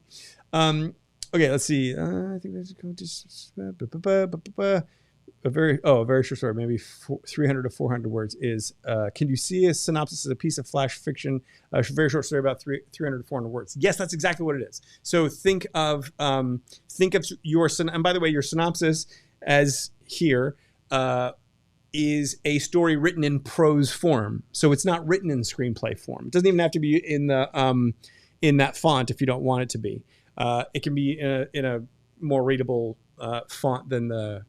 Either way, so there's differing opinions on that. But yes, that's exactly what it is. A 300 to 400 word piece of fiction. But it has to tell us what the story is. So the major, if I'm reading this, do I see the acts of the story? And if I'm seeing the 3-act structure in your story, or 5 acts, or however many acts, if I'm seeing the major movements of your story, is that paragraph giving me the meat of a full act of the story, or is the second act part of your synopsis giving me the full breadth of can I see there is a full second act worth of material to cover in what you've told in your story? The end of it, the closing of it, is this an actual climax and denouement? Is this a whole story? That's what you're trying to do with your synopsis. So not necessarily easy, but very doable, and with tools and techniques, very achievable. So all right, so scrolling back up, I see that Dimitri's not here or not commenting anymore. I hope I didn't anger Dimitri. So you guys who have sent this, Tobias, Dimitri, guys, thank you so much for sending this and letting me be a tough love teacher when going over it and critiquing it. But I hope these ideas are clear, and I hope the context is clear, and I hope you understand why this stuff is important. I rail on and on this channel about how there's just this infinite opportunity and nobody is following through and doing this stuff to the level that we need it to be done. And so part of why I took it seriously when we talked about this earlier, when we went over this synopsis, even though it's not a real synopsis for a real project you're putting together, by showing you the serious things with it, my hope is to help you start to see what is. You're reading. Dimitri's rewriting the synopsis as we speak. The reason is because I want you to understand the thing that makes that gap so wide. If you really truly understand how wide the gap is, if you were able to believe me, if you were able to take what I'm saying to heart, I'm telling you, the opportunities here are limitless. The frustration on my part, if you hear it in my voice, is that I just want to be doing that stuff. I just want to be making those movies and building that indie film studio and starting that distribution mechanism that I've got all mapped out, but nowhere to go, because I need the writers to go through and develop the skills and to have the ability to develop the stuff intuitively, instinctively, quickly, effectively in real world production environment scenarios. So if you have any interest in screenwriting, join me on the Weekend Screenwriting Workshop. Sorry, guys, I'm going to pop up this one. Let's see, Weekend Screenwriting Workshop. If you have any interest in that, you don't know too much about it, you're new to it, in 12 hours, we cover everything you need to know before you sit down to write your screenplay. A lot of the stuff we talked about today could have been improved by understanding what's in that Weekend Workshop. If you're ready to go all the way through the entire process, Fast Screenplay is the core of it. We start at the very beginning. We go all the way through to the very end. It will change your life. It will get you where you're trying to go. It's designed to make results inevitable. That's a big, big claim. I get it. That's what it's designed to do. So if you get to the end and it hasn't made those results inevitable, I will work with you directly to make sure that you get there. That's my commitment to anyone who's going through Fast Screenplay. Now, for the Screenwriting Show itself, this one here, thanks, Katie. Debbie says, wow, Jeff's done it again. 3 hours of talk. I talked to Debbie, who is helping me, was volunteering to help me. And so we talked. She was like, you're a talker, aren't you? Yes, indeed. So what I want to say is that the weekends, the Screenwriting Show, there's a little thing right here. The Screenwriting Show. We're going to take a little bit of a hiatus. If you didn't see me at the beginning of the show, we're going to take a little bit of a hiatus for a couple of weeks. Not sure how many, but what we're going to be doing on our end is we're going to be taking this time to really nail down some of those deep dive lessons and instructions so that when we return with the Screenwriting Show in a few weeks, a month and a half, I don't know how long it's going to take, but when we return with the show, the idea is each episode is going to be a deep dive into a specific aspect of screenwriting. Eventually, my hope is over the years ahead, we're going to cover all of it, hundreds of different modules, hundreds of different aspects and nuances of screenwriting. We'll do a deep dive. We'll do an educational part of it. We'll follow that up with a live Q&A. So make sure you're here to learn the stuff and then to ask questions about the stuff. If we still have time, we'll meander into some of the more free-flowing stuff that these preliminary episodes were all about. I hope you can join me for that. I hope that in the meantime, you will actually take action and keep moving forward with your writing process. As a producer who spent 18 years searching through submissions from all around the world, from Hollywood, from way far away from Hollywood, 30,000 project submissions, read 7,000 screenplays, found that fewer than 1 in 1,000 projects was both viable and something we could say yes to, wanted to say yes to. All of them optioned somewhere else before we found them. That means if you write those viable screenplays, they will get picked up. They are that hard to find. But you have to focus on those three components: the art screenplay, the craft screenplay, the income screenplay. Focus on the craft screenplay. Develop your craft. Keep building, keep moving forward, keep taking action. It's the only way to get there. I hope you will get there. I hope you will actually follow through and do it. And I appreciate your time on a show like this. And we will see you in an upcoming episode. Tobias says, so long, what are we supposed to do without you? By the way, I added a little bit of a throat thing in there just to make you sound like an adolescent child. Clearly from your profile shot there, you are not. So that was just for effect. That's not. That's no reflection on you. Here's what you're supposed to do without me. Take action every single day, not once a week, not once every 3 days. Take action every single day. If you don't have the means to do that, if you don't have a system in place to ensure that you take action that will improve your work every single day, do Fast Screenplay. That's what it's there for. Every single day, you immerse into a new action step. You don't have to worry about your screenplay. You don't have to worry about success. You don't have to worry about making money out of it. Just focus on the next full immersion, daily action step, and you will automatically move through the entire process and develop your project. So that's what it is. That's the goal. That's the hope. Yeah, so that's it for now. Thank you guys for joining me. I forgot to change the date on the closing wall, so I'm going to change it while you're listening to the music go out.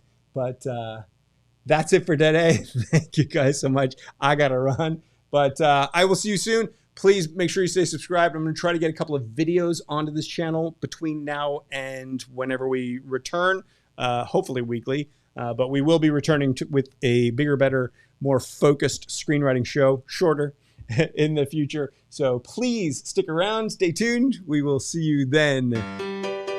Thanks so much for watching, and make sure to do some writing because it's absolutely essential.